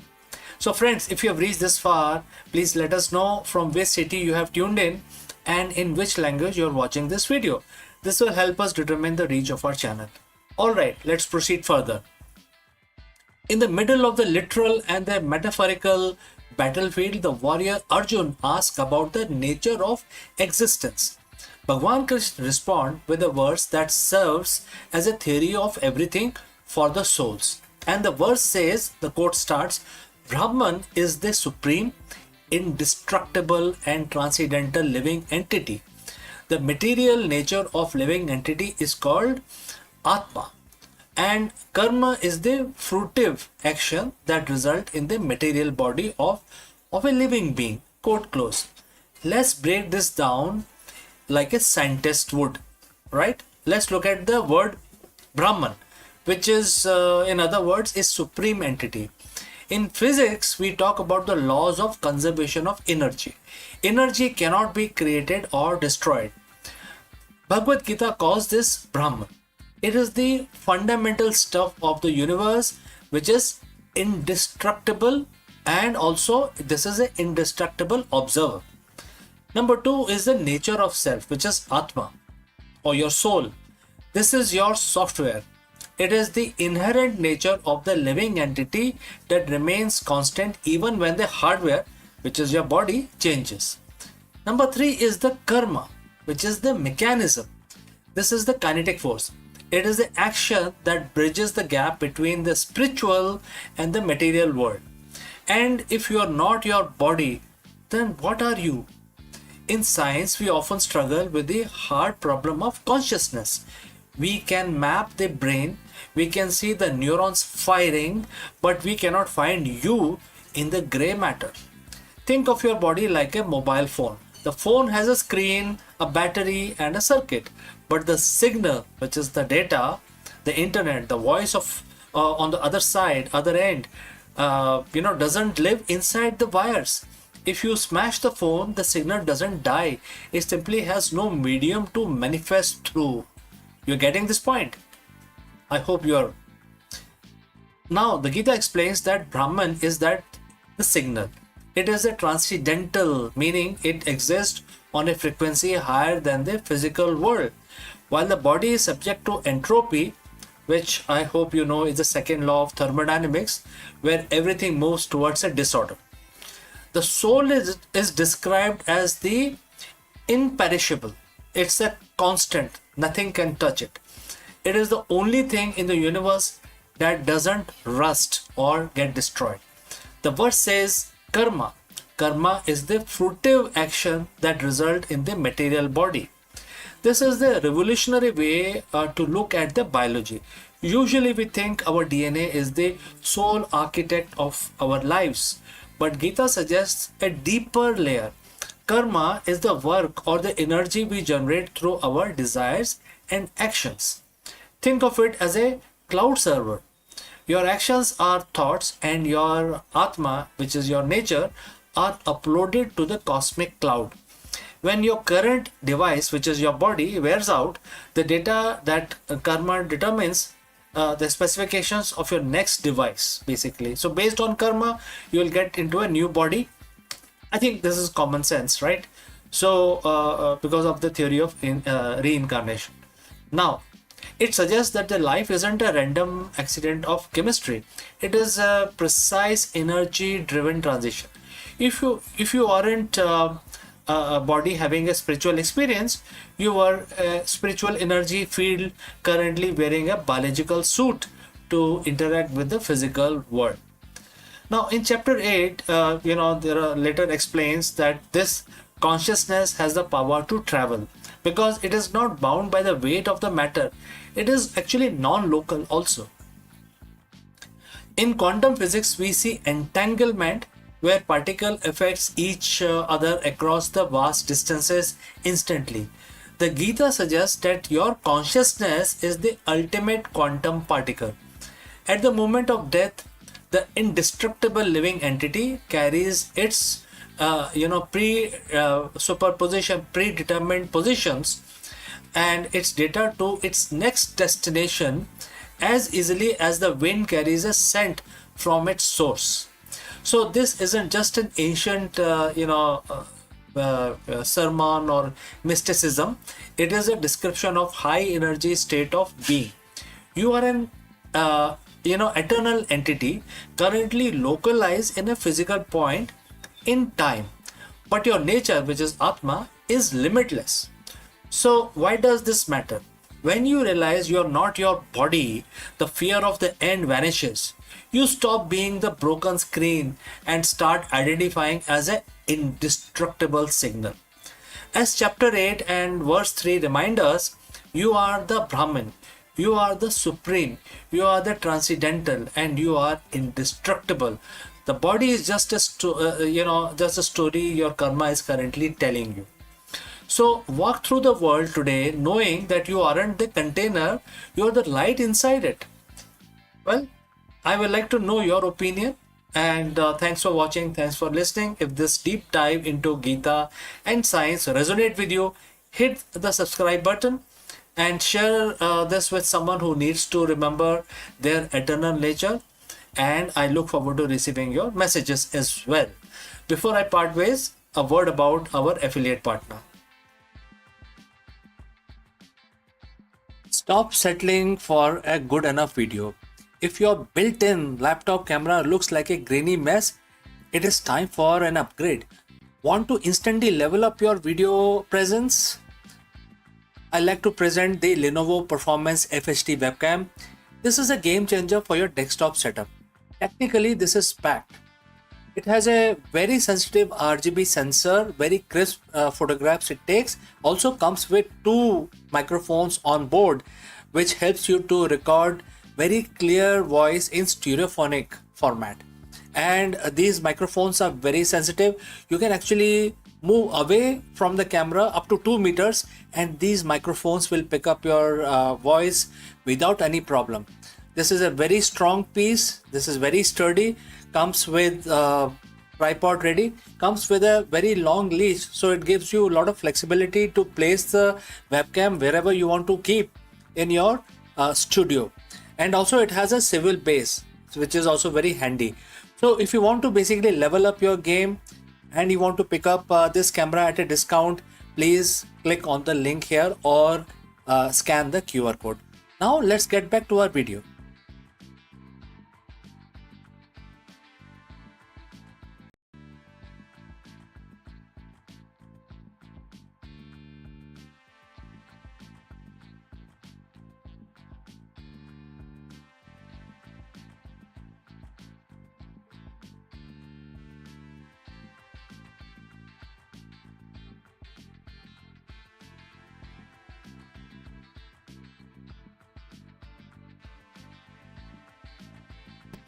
Hello friends. India and Netherlands have officially leveled up their relationship, announcing a massive strategic partnership focused on trade, innovation, and the most importantly, semiconductors. With the Netherlands being home to ASML, the backbone of global chip making, and India rapidly becoming a global tech manufacturing powerhouse, this super alliance is set to rewrite the rules of global supply chain. Therefore, in this video, we break down exactly what this partnership means, why semiconductors are at the heart of it, and how it impacts the global trade, technology, and geopolitics. Let's go. Imagine a world where future of the artificial intelligence, global trade, and the brain power behind the smartphone is entirely reshaped overnight. It's not a sci-fi movie, it's happening right now. We are officially witnessing the birth of a new global tech superpower alliance. In a historic move, India and the Netherlands have dramatically elevated their bilateral relationships into a full-scale strategic partnership, signing a 17 something like 17 major agreements. Now, why does this matter to you or me? Because at the very absolute center of this massive deal is something that entire world is fighting over, and that is semiconductors. So friends, if you have reached this far, please inform us from which city you have tuned in and in which language you are watching this video. This will help us determine the reach of our channel. Alright, let's move forward. The Netherlands is the undisputed gatekeeper of the global chip manufacturing technology. India is the fastest growing technology and manufacturing market on earth. Together, they are creating a powerhouse designed to rewrite the global supply chain, secure critical minerals, and safeguard the future of technology. In this video, we are breaking down exactly what is this super alliance means, why this semiconductor deal is an absolute game changer, and how it impacts the global balance of power. So friends, let's dive in. B-roll of automated robotic arms handling silicon wafer. Sometimes you see this and you try to imagine this. To understand why this alliance is such a big deal, we have to look at what's under the hood. The semiconductor mega deal. Right now, the world runs on microchips. They are in your car, your phone, your medical equipment, and your military defense systems, but making them is incredibly difficult, and the supply chain is dangerously concentrated. Enter the Netherlands.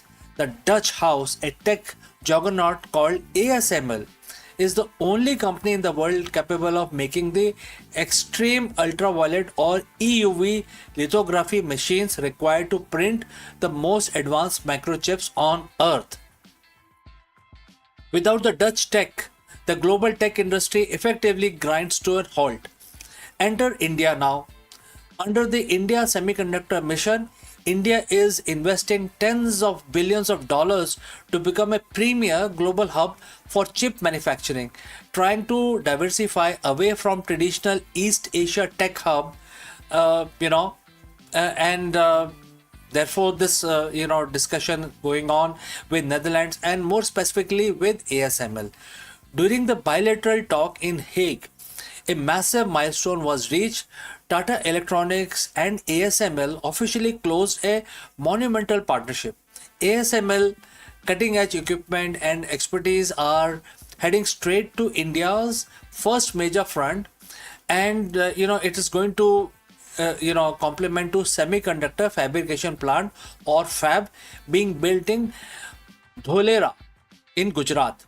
As the leaders noted, this means the chips will literally be built in India utilizing world-class Dutch machinery. This isn't just a simple buyer-seller agreement. The two nations are formally linked. The Dutch Semicon Competence Center directly to Indian Semiconductor Mission. They are building an entire ecosystem of suppliers, startups, and tech development. But you can't run multi-billion dollar chip fab with machines alone. You need human capital as well. You need genius level talent, And that brings us to what they are calling the brain bridge. One of the most exciting aspects of this 5-year strategic roadmap is the academic and research alliance.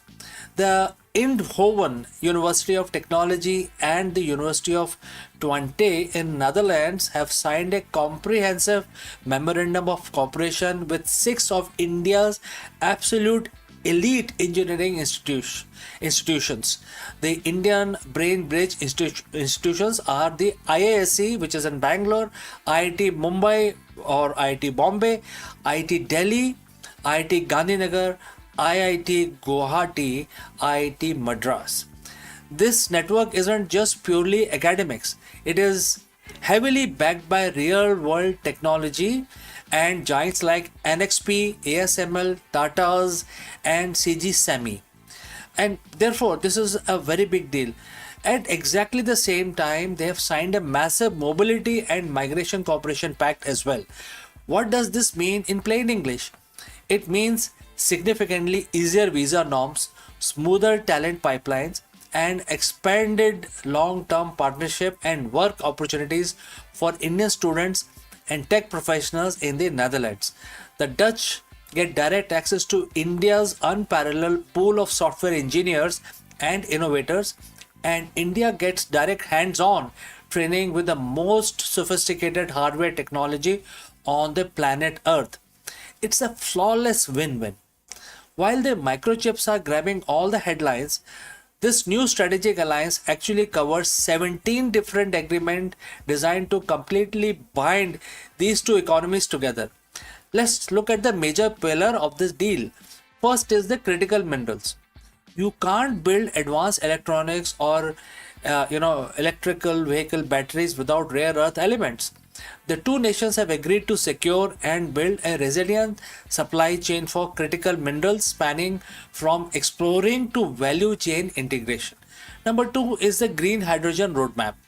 The Netherlands is a world leader in clean energy transition, and India wants to be the world's biggest exporter of the green hydrogen. This roadmap opens up a huge door for India to export clean energy directly into Europe. Number three is the defense industry roadmap. In a world riddled with geopolitical uncertainties and security is top of the mind, India and the Netherlands are designing a framework for the joint manufacturing of defense equipment, components, and direct technology transfer. They are even exploring a mutual logistic support agreement for their military forces. On top of all that, they have implemented a custom mutual administrative assistance agreement to streamline the trade and all aspects of whatever we have discussed so far. Remember, bilateral trade between these two already sit at a massive $27.8 billion. The Netherlands is India's fourth largest investor, and the port of Rotterdam serves as India's primary strategic gateway into entire European market. This pact essentially supercharged that gateway. Now we have to look at the bigger picture. Why is the alliance happening right now? The reality is that the global geopolitics are shifting fast. During their high-level talks, the leadership of both nations spent a significant amount of time addressing global pain points. They expressed deep concerns over ongoing instability in West Asia and Ukraine, which have continuously threatened the global energy supplies and trade routes. Both nations took a hard, unified stance on the Strait of Hormuz, jointly demanding absolute freedom of navigation and the unhindered flow of global commerce, while explicitly opposing any restrictive maritime measures. By coming together, India and Netherlands are purposefully insulating themselves from the global shocks.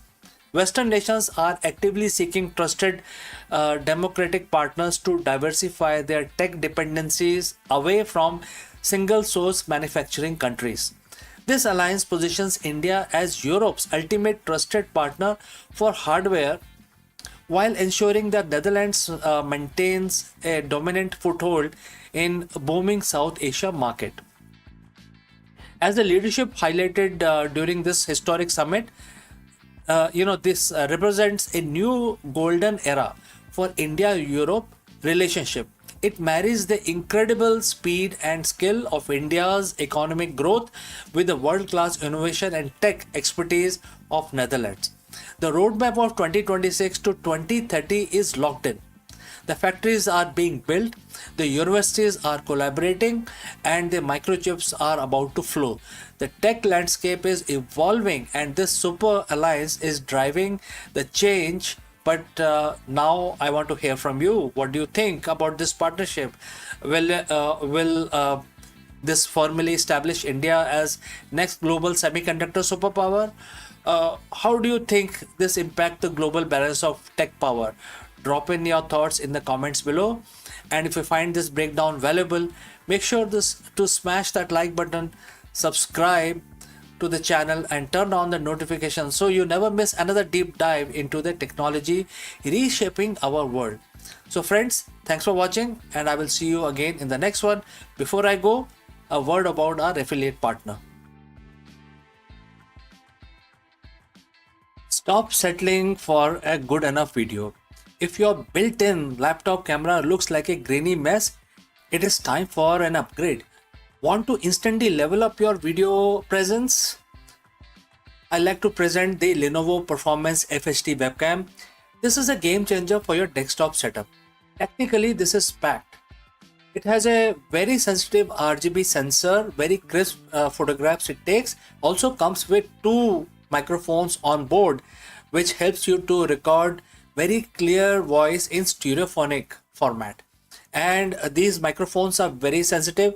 You can actually move away from the camera up to 2 meters, and these microphones will pick up your voice without any problem. This is a very strong piece. This is very sturdy. Comes with tripod ready. Comes with a very long leash, so it gives you a lot of flexibility to place the webcam wherever you want to keep in your studio. And also it has a swivel base, which is also very handy. So if you want to basically level up your game and you want to pick up this camera at a discount, please click on the link here or scan the QR code. Now let's get back to our video.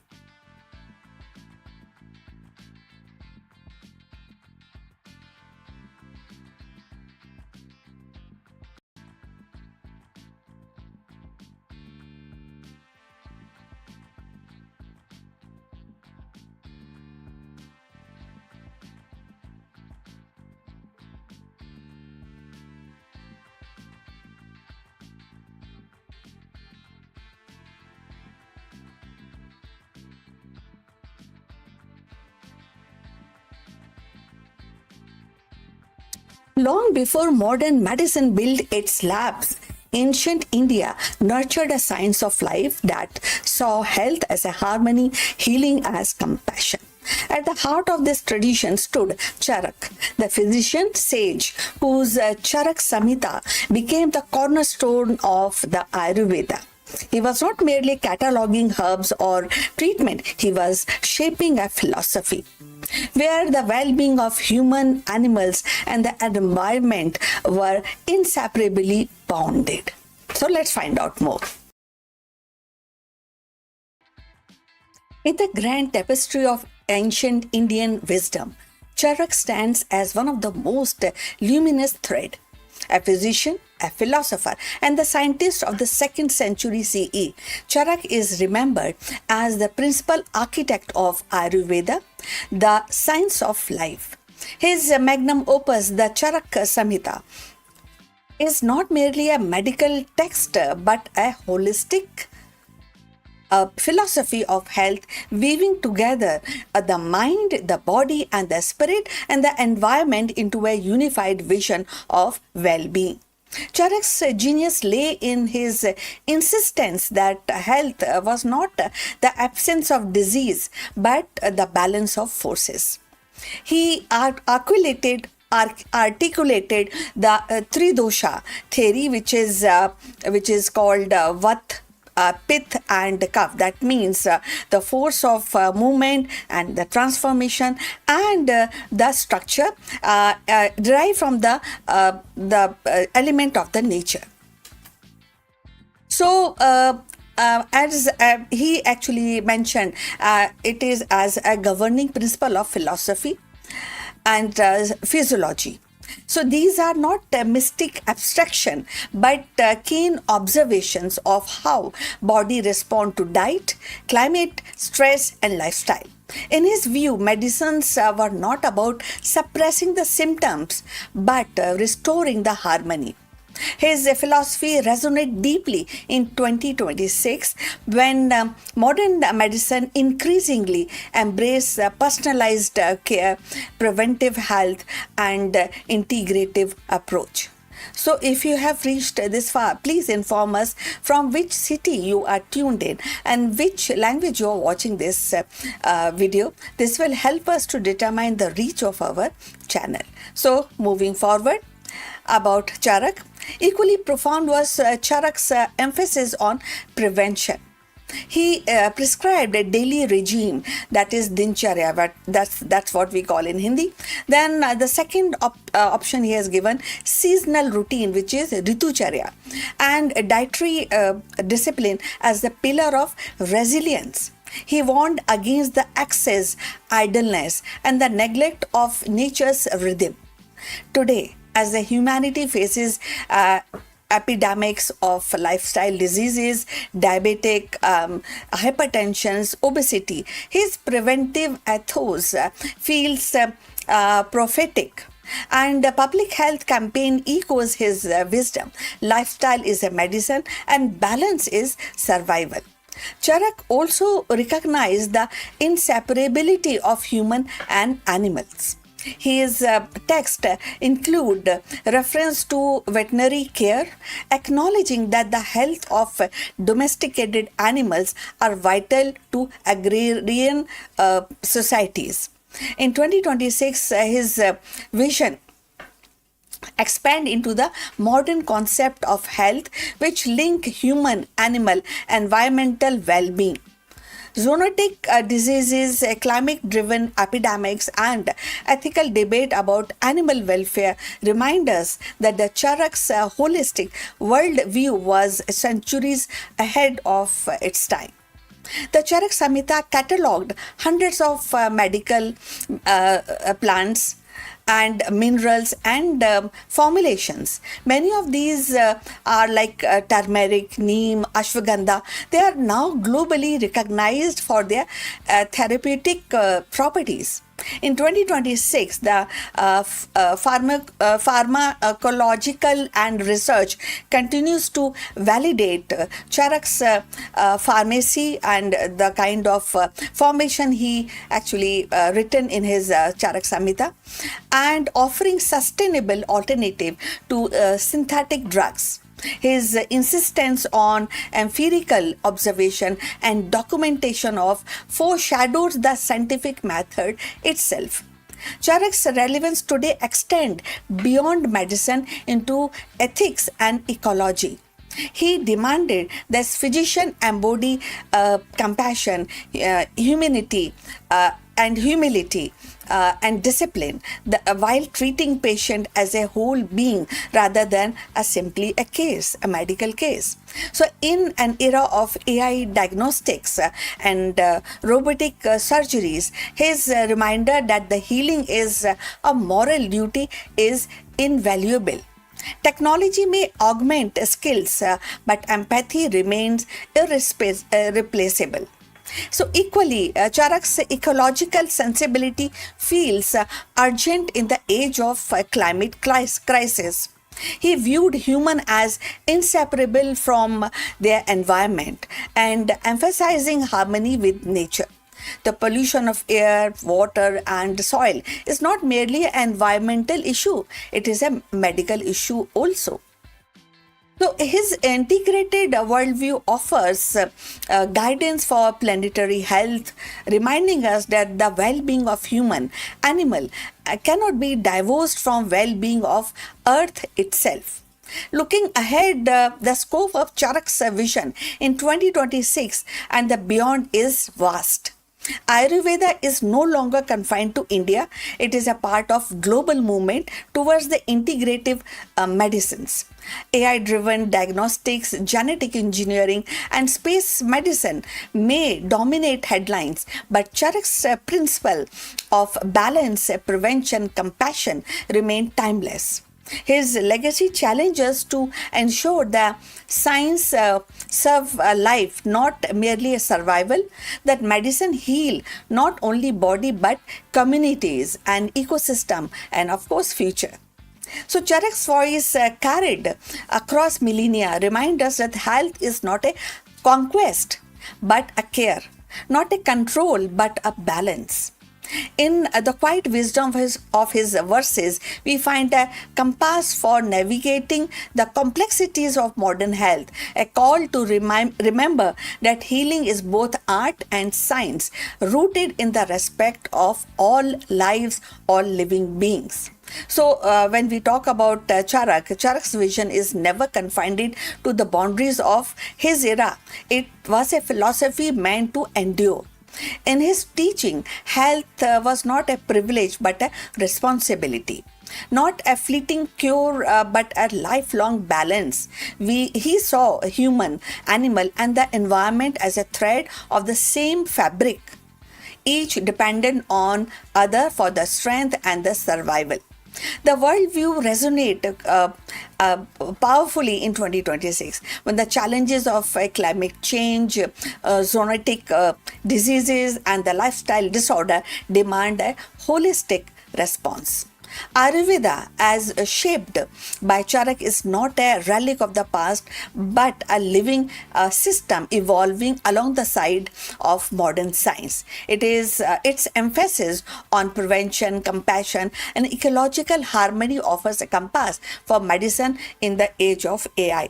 Biotechnology, planetary health, as researchers validate ancient formulations and integrate them with a cutting edge therapies, Charak's legacy continues to expand and bridging the tradition, innovation, humanity, and nature.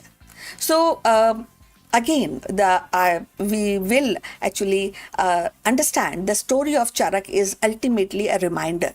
A healing is not a conquest, but definitely a care. And in the pulse of Ayurveda, we hear his enduring message that well-being is not only for today, but for tomorrow, and for all the life that walks, flies, swim, and breathe beneath the same sky. So we have come to the end of this video. Please like and subscribe our channel. Look forward for your comments on this topic. We'll see you in the next one. But before we end, few words from our affiliate partner. Stop settling for a good enough video. If your built-in laptop camera looks like a grainy mess, it is time for an upgrade. Want to instantly level up your video presence? I like to present the Lenovo Performance FHD webcam. This is a game changer for your desktop setup. Technically, this is packed. It has a very sensitive RGB sensor, very crisp photographs it takes. Also comes with two microphones on board, which helps you to record very clear voice in stereophonic format. And these microphones are very sensitive. You can actually move away from the camera up to 2 meters and these microphones will pick up your voice without any problem. This is a very strong piece. This is very sturdy. Comes with tripod ready. Comes with a very long leash, so it gives you a lot of flexibility to place the webcam wherever you want to keep in your studio. And also it has a swivel base, which is also very handy. So if you want to basically level up your game and you want to pick up this camera at a discount, please click on the link here or scan the QR code. Now let's get back to our video.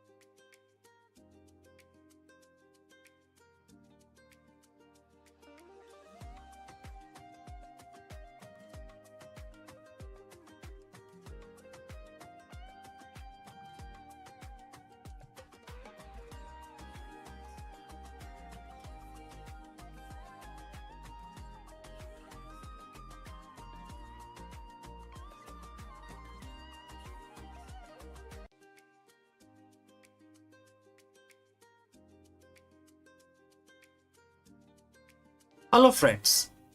Can ancient wisdom solve the modern leadership crisis? In this executive training session, we dive deep into the Bhagavad Gita to explore the concept of transcendent leadership. The true leadership excellence isn't just about strategy, it's about being. Learn how to cultivate the vision of equality, a state of equanimity where decisions are made free from personal bias, ego, and favoritism. By mastering the divine impartiality, C-suite leaders can conquer the cycle of reactive management and establish a culture of trust, innovation, and sustainable success. Let us explore this further. In the modern C-suite, we are taught to be decisive. We are taught to be analytical. But how often are we taught to be equal? Every day, you face a storm of preferences. You have favorite projects, difficult stakeholders, and team members who either mirror your energy or drain it. This is the cycle of the corporate life. The constant swing between liking and disliking, winning and losing. But what if there are a third way? A way to lead from place so stable that the market volatility cannot shake your inner clarity. 7,000 years ago, Bhagavad Gita identified this state in chapter 5, verse 19, and it says, quote starts, even here in this world, they have conquered creation. Those whose minds are established in equality, since the eternal is defect-free and equal, they are established in the eternal. Quote close. Today we call this transcendent leadership. Now friends, if you have reached this far, please inform us from which city you have tuned in and in which language you are watching this video. This will help us determine the reach of our channel, and also I will know who is watching and who is not. The words mention two critical words, equality and impartiality. In business context, impartiality is often taken for being cold or indifferent. That is a misconception. Divine impartiality is not about caring less, it's about seeing more. Most leaders see through a lens of utility. They ask, how is this person useful to me right now? This creates a fragmented organization built on transactional relationship. The transcendent leader, however, sees the eternal in everyone. They recognize that every employee, from the intern to the CFO, is a manifestation of the same underlying potential. When you lead with this vision, you stop reacting to people's personality and start responding to their potential. By being defect free like the eternal, you remove the defects of leadership and also remove biases, nepotism, and ego driven anger. You become the steady point in a turning world. The words claim these leaders have conquered creation. In the boardroom, creation is the project, the product launch, or the quarterly earnings. We usually live in a cycle of various things, starting with attachments, whether this project succeed or if not, then I will not feel successful, right? Next is fear. What if we fail? Third is reaction, micromanagement, or blame somebody else. So transcendental leadership breaks the cycle. When your mind is established in equality, you realize that your worth is not tied to the birth of a success or the death of the failure. Think about most respected leaders that you know, right? They are the ones who stay calm when the stock price drops and stay humble when it soars. They conquered their emotional cycles of the workplace. They are the transcendental leaders. They are actually living on a transcendental situation. They operate from a higher frequency where they can see the solution while everyone else is still panicked by the problem. So friends, how do you apply the verse 5.19 tomorrow morning? And I would like to suggest 3 pillars for you to basically implement this theory in practice, starting with 360-degree human view. That is the first thing that you need to change in your personality. So next time you are in a meeting, consciously look at the person you disagree with most. Remind yourself that their core essence is no different from yours. This doesn't mean that you agree with their strategy. It means you respect their presence. This dissolves hostility and opens the door to genuine negotiations. Second, decision making in the gap. So, that is the second change that you need to bring about. Between a stimulus and your response, there is a gap. Use that gap to ask, am I deciding based on the personal preference, or am I deciding based on the equal good of the organization? Third is relinquish I actor, which is, in other words, is ego. So Bhagavad Gita teaches that the leader is not the sole cause of success. You are a channel. When you share the quality of the divine, you share the credit, you share the wisdom, you share the burden as well. Verse 19 concludes by saying that those who master this equality are established in the eternal. For a leader, this is the ultimate competitive advantage. It is the transcendental situation, a state of high performance peace. You aren't just managing a company, you are mastering yourself.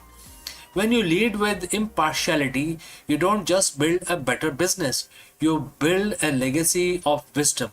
You become a leader that people don't just follow because of a paycheck, but because your very presence brings clarity to their chaos. The challenge for you today is therefore is simple. Find one situation where you are biased and bring the light of equality to it.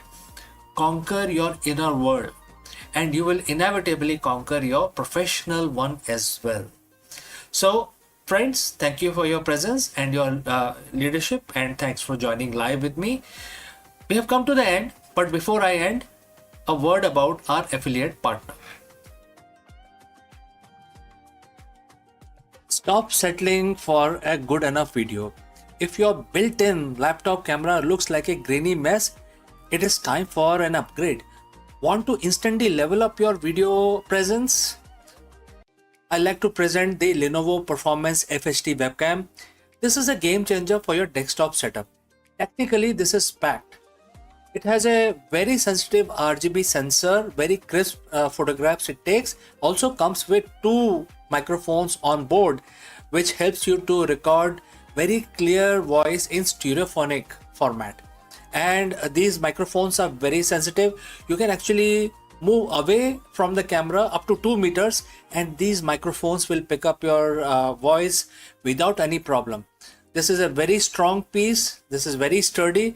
Comes with tripod ready. Comes with a very long leash, so it gives you a lot of flexibility to place the webcam wherever you want to keep in your studio. And also it has a swivel base, which is also very handy. So if you want to basically level up your game and you want to pick up this camera at a discount, please click on the link here or scan the QR code. Now let's get back to our video.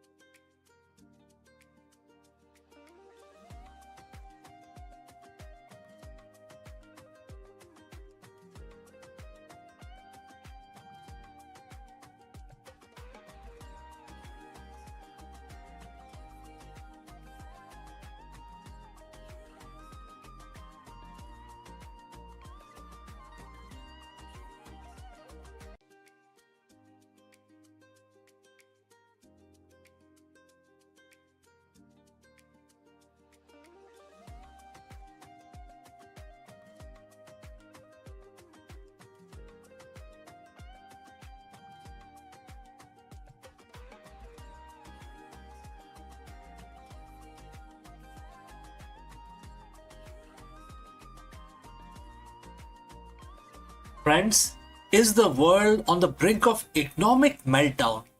In this video, we break down the explosive news as President Trump announces a staggering 50% tariff on Chinese imports. This massive escalation comes on the heel of the collapsed Islamabad Peace Summit, sending shockwaves through global market and intensifying the fear of all-out trade war once again. We dive deep into the geopolitical fallout, the failed negotiations in Pakistan, and what these new trade barriers mean for our wallet, the tech industry, and the future of international relations. Let's go. The diplomatic table has been flipped. What started as a high-stake attempt at the global stabilization in Islamabad has ended in a spectacular public breakdown, and the response from White House, it's an economic earthquake. Now, President Trump has just officially announced a 50% tariff on nearly all Chinese imports. We aren't talking about a negotiating tactics or a minor adjustment anymore. This is the nuclear option of a trade policy. In the next 10 minutes, we are going to peel back the curtain on why the Islamabad Peace Summit failed so catastrophically, how these tariffs will ripple through your bank accounts, and why analysts are calling this the beginning of the most dangerous economic era since the Great Depression. So friends, buckle up. This trade war didn't just restart, it just went nuclear. It just went ballistic. So friends, if you have reached this far, please inform us from which city you have tuned in and in which language you are watching this video. This will help us determine the reach of our channel. Alright, let's continue our analysis. To understand the 50% hammer, we have to look at the wreckage of Islamabad Peace Summit. For weeks, the world watched Pakistan with bated breath. This was supposed to be a grand bargain, a moment where the US and Chinese finally found a middle ground on security, intellectual property, and regional influence. But the reports came out of the closed door session described a scene of total deadlock. Well, the sticking point is it wasn't just trade, it was the refusal to compromise on tech sovereignty and failed resolution of the maritime disputes as well. When the Chinese delegation walked out on the final day without a joint, when I say Chinese, it's basically the Iranian as well, because world knows that the Iran is completely backed by Chinese and Russian. Alright, so when they walked out on the final day without a joint statement, the peace summit became a press disaster. The Trump administrator and their philosophy has been, strength through leverage. Without a deal, the White House felt they had no choice but to maximize the pressure. The 50% tariff isn't just a tax, it's a direct retaliation of the perceived lack of cooperation in Islamabad. In economic terms, what we call is a decoupling accelerator. At 50%, it becomes mathematically impossible for many American companies to maintain their current supply chain in China. And if you're an American retailer, a 50% tax at the border wipe out an entire profit margin, and you're left only with two choices: pass the cost to the consumer, which is guys like you and me, or move your manufacturing elsewhere. Well, this is time consuming, it will take years. From semiconductors to the shoes on your feet, every single line item is about to get a Trump surcharge. This is a bold gamble that US economy is strong enough to absorb the shock, while the Chinese manufacturing sector buckles under the weight of lost business. The reaction from Wall Street has been instantaneous. We saw the Dow and the Nasdaq took triple-digit dives within minutes of the announcement. But the real chaos is happening in the shipping lanes. The logistics experts are warning of supply chain gridlock. Importers are scrambling to the front door shipment before the tariffs officially takes effect, leading to a massive bottleneck at the various coast, especially American coast, and we already know that the Strait of Hormuz is also blocked. And then there is a retaliation factor. China has already signaled that they won't take this lying down. In fact, yesterday their foreign ministry said that please stop interfering in our affairs. So we are looking at a potential export ban on rare earth mineral, the stuff needed to make electrical car batteries and smartphones. And if the US tax Chinese goods, then China cut off the raw material to make those goods elsewhere. We aren't just looking at the higher prices, we are looking at the scarcity. So is there anyone winning here? So in the short term, domestic manufacturers in the US might see a surge in demand as the foreign competition becomes too expensive. Countries like Vietnam, Mexico, and India are also positioning themselves to catch the overflow as companies flee the Chinese market. But for the average consumer, the winner column is looking pretty thin. Economists warn that this could be a reignite of the inflation, just as we thought we had it under control. If $1,000 iPhone suddenly costs $1,400 because of the trade levy, the consumer spending, the engine of the American economy, could stall. So let's discuss pros and cons. What are the pros? Reshoring of the jobs, increased leverage in future deals, reduced dependency on rival.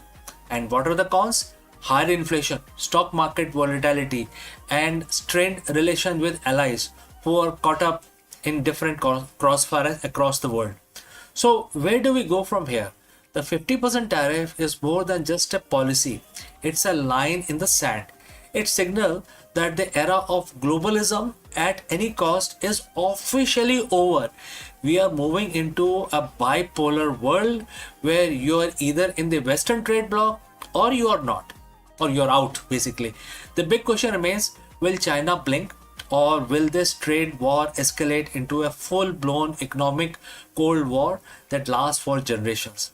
One thing is certain, the failure in Islamabad wasn't the end of the story.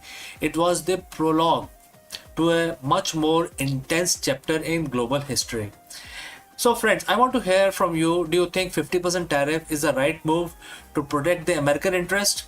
Or is it the risk of a global recession too high?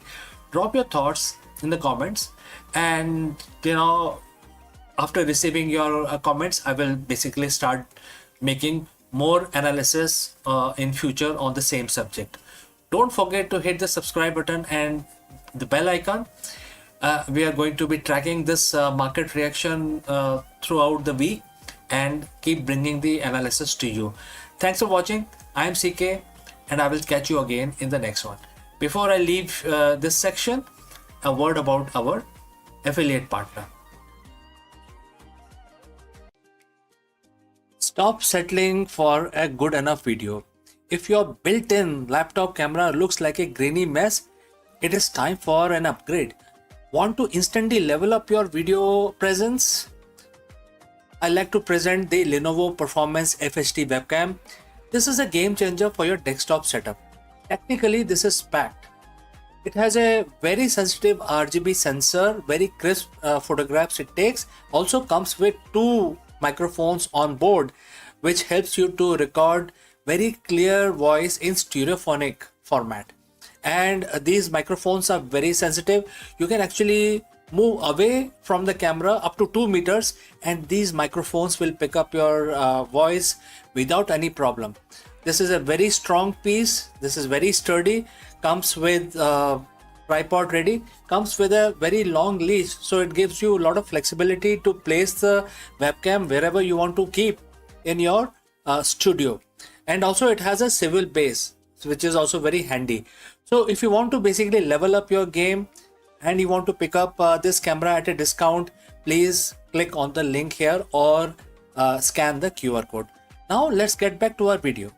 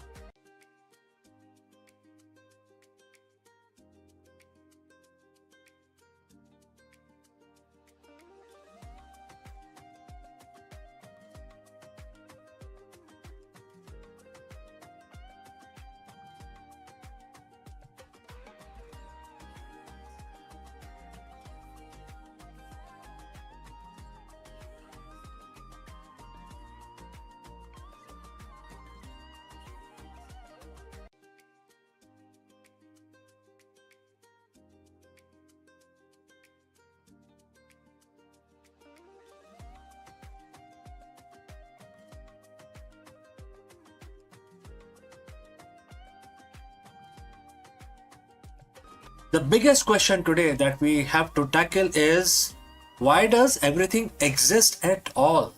For decades, the physicists have been haunted by the antimatter mystery.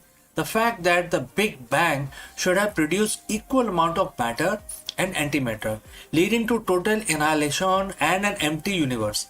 But a groundbreaking theory suggests that answer lies in the exploding black holes.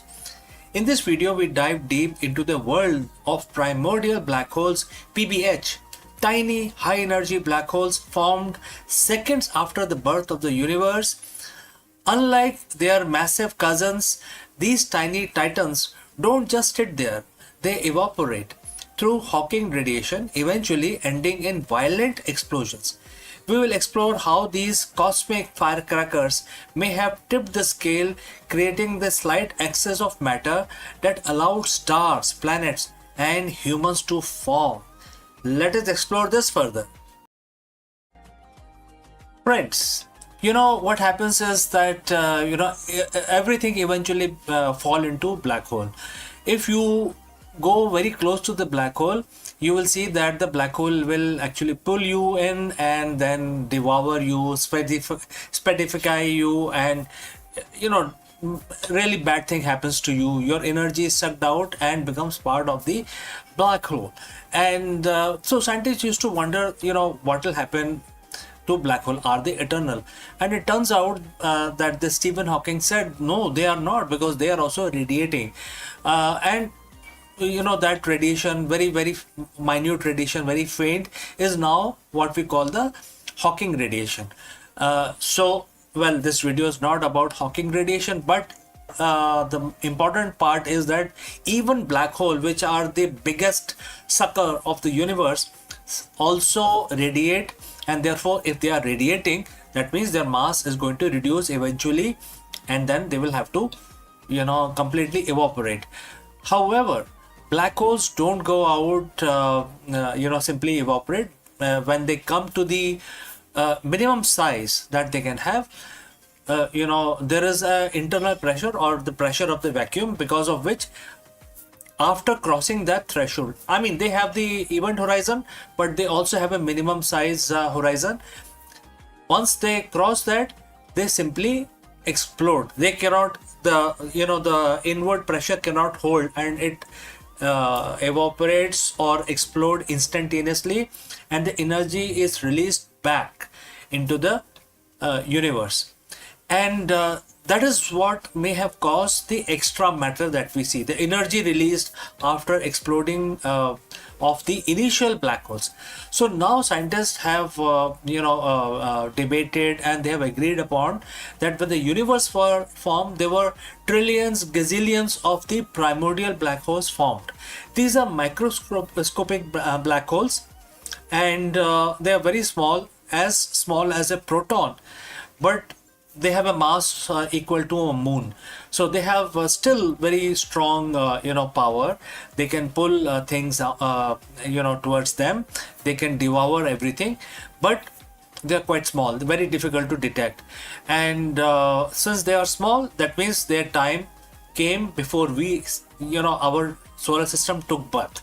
When we started coming to the world, the primordial, that's the assumption again, the primordial black holes would have been long gone. So now going back to the mystery. The mystery is, when the universe formed, there should be equal amount of matter and antimatter. Matter is what we are made of, and antimatter is equally an opposite matter.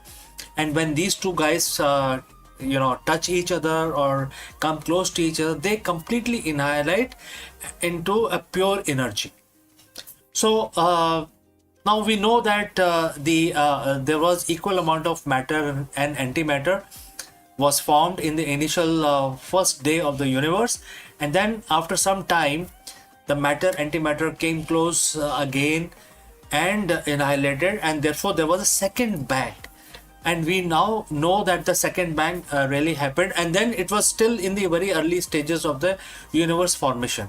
However, if we take the if we consider the PBH, which is the primordial black hole, very tiny small black holes, if they were also formed before the annihilation happened, that means that portion of the matter was not part of the second bang, right?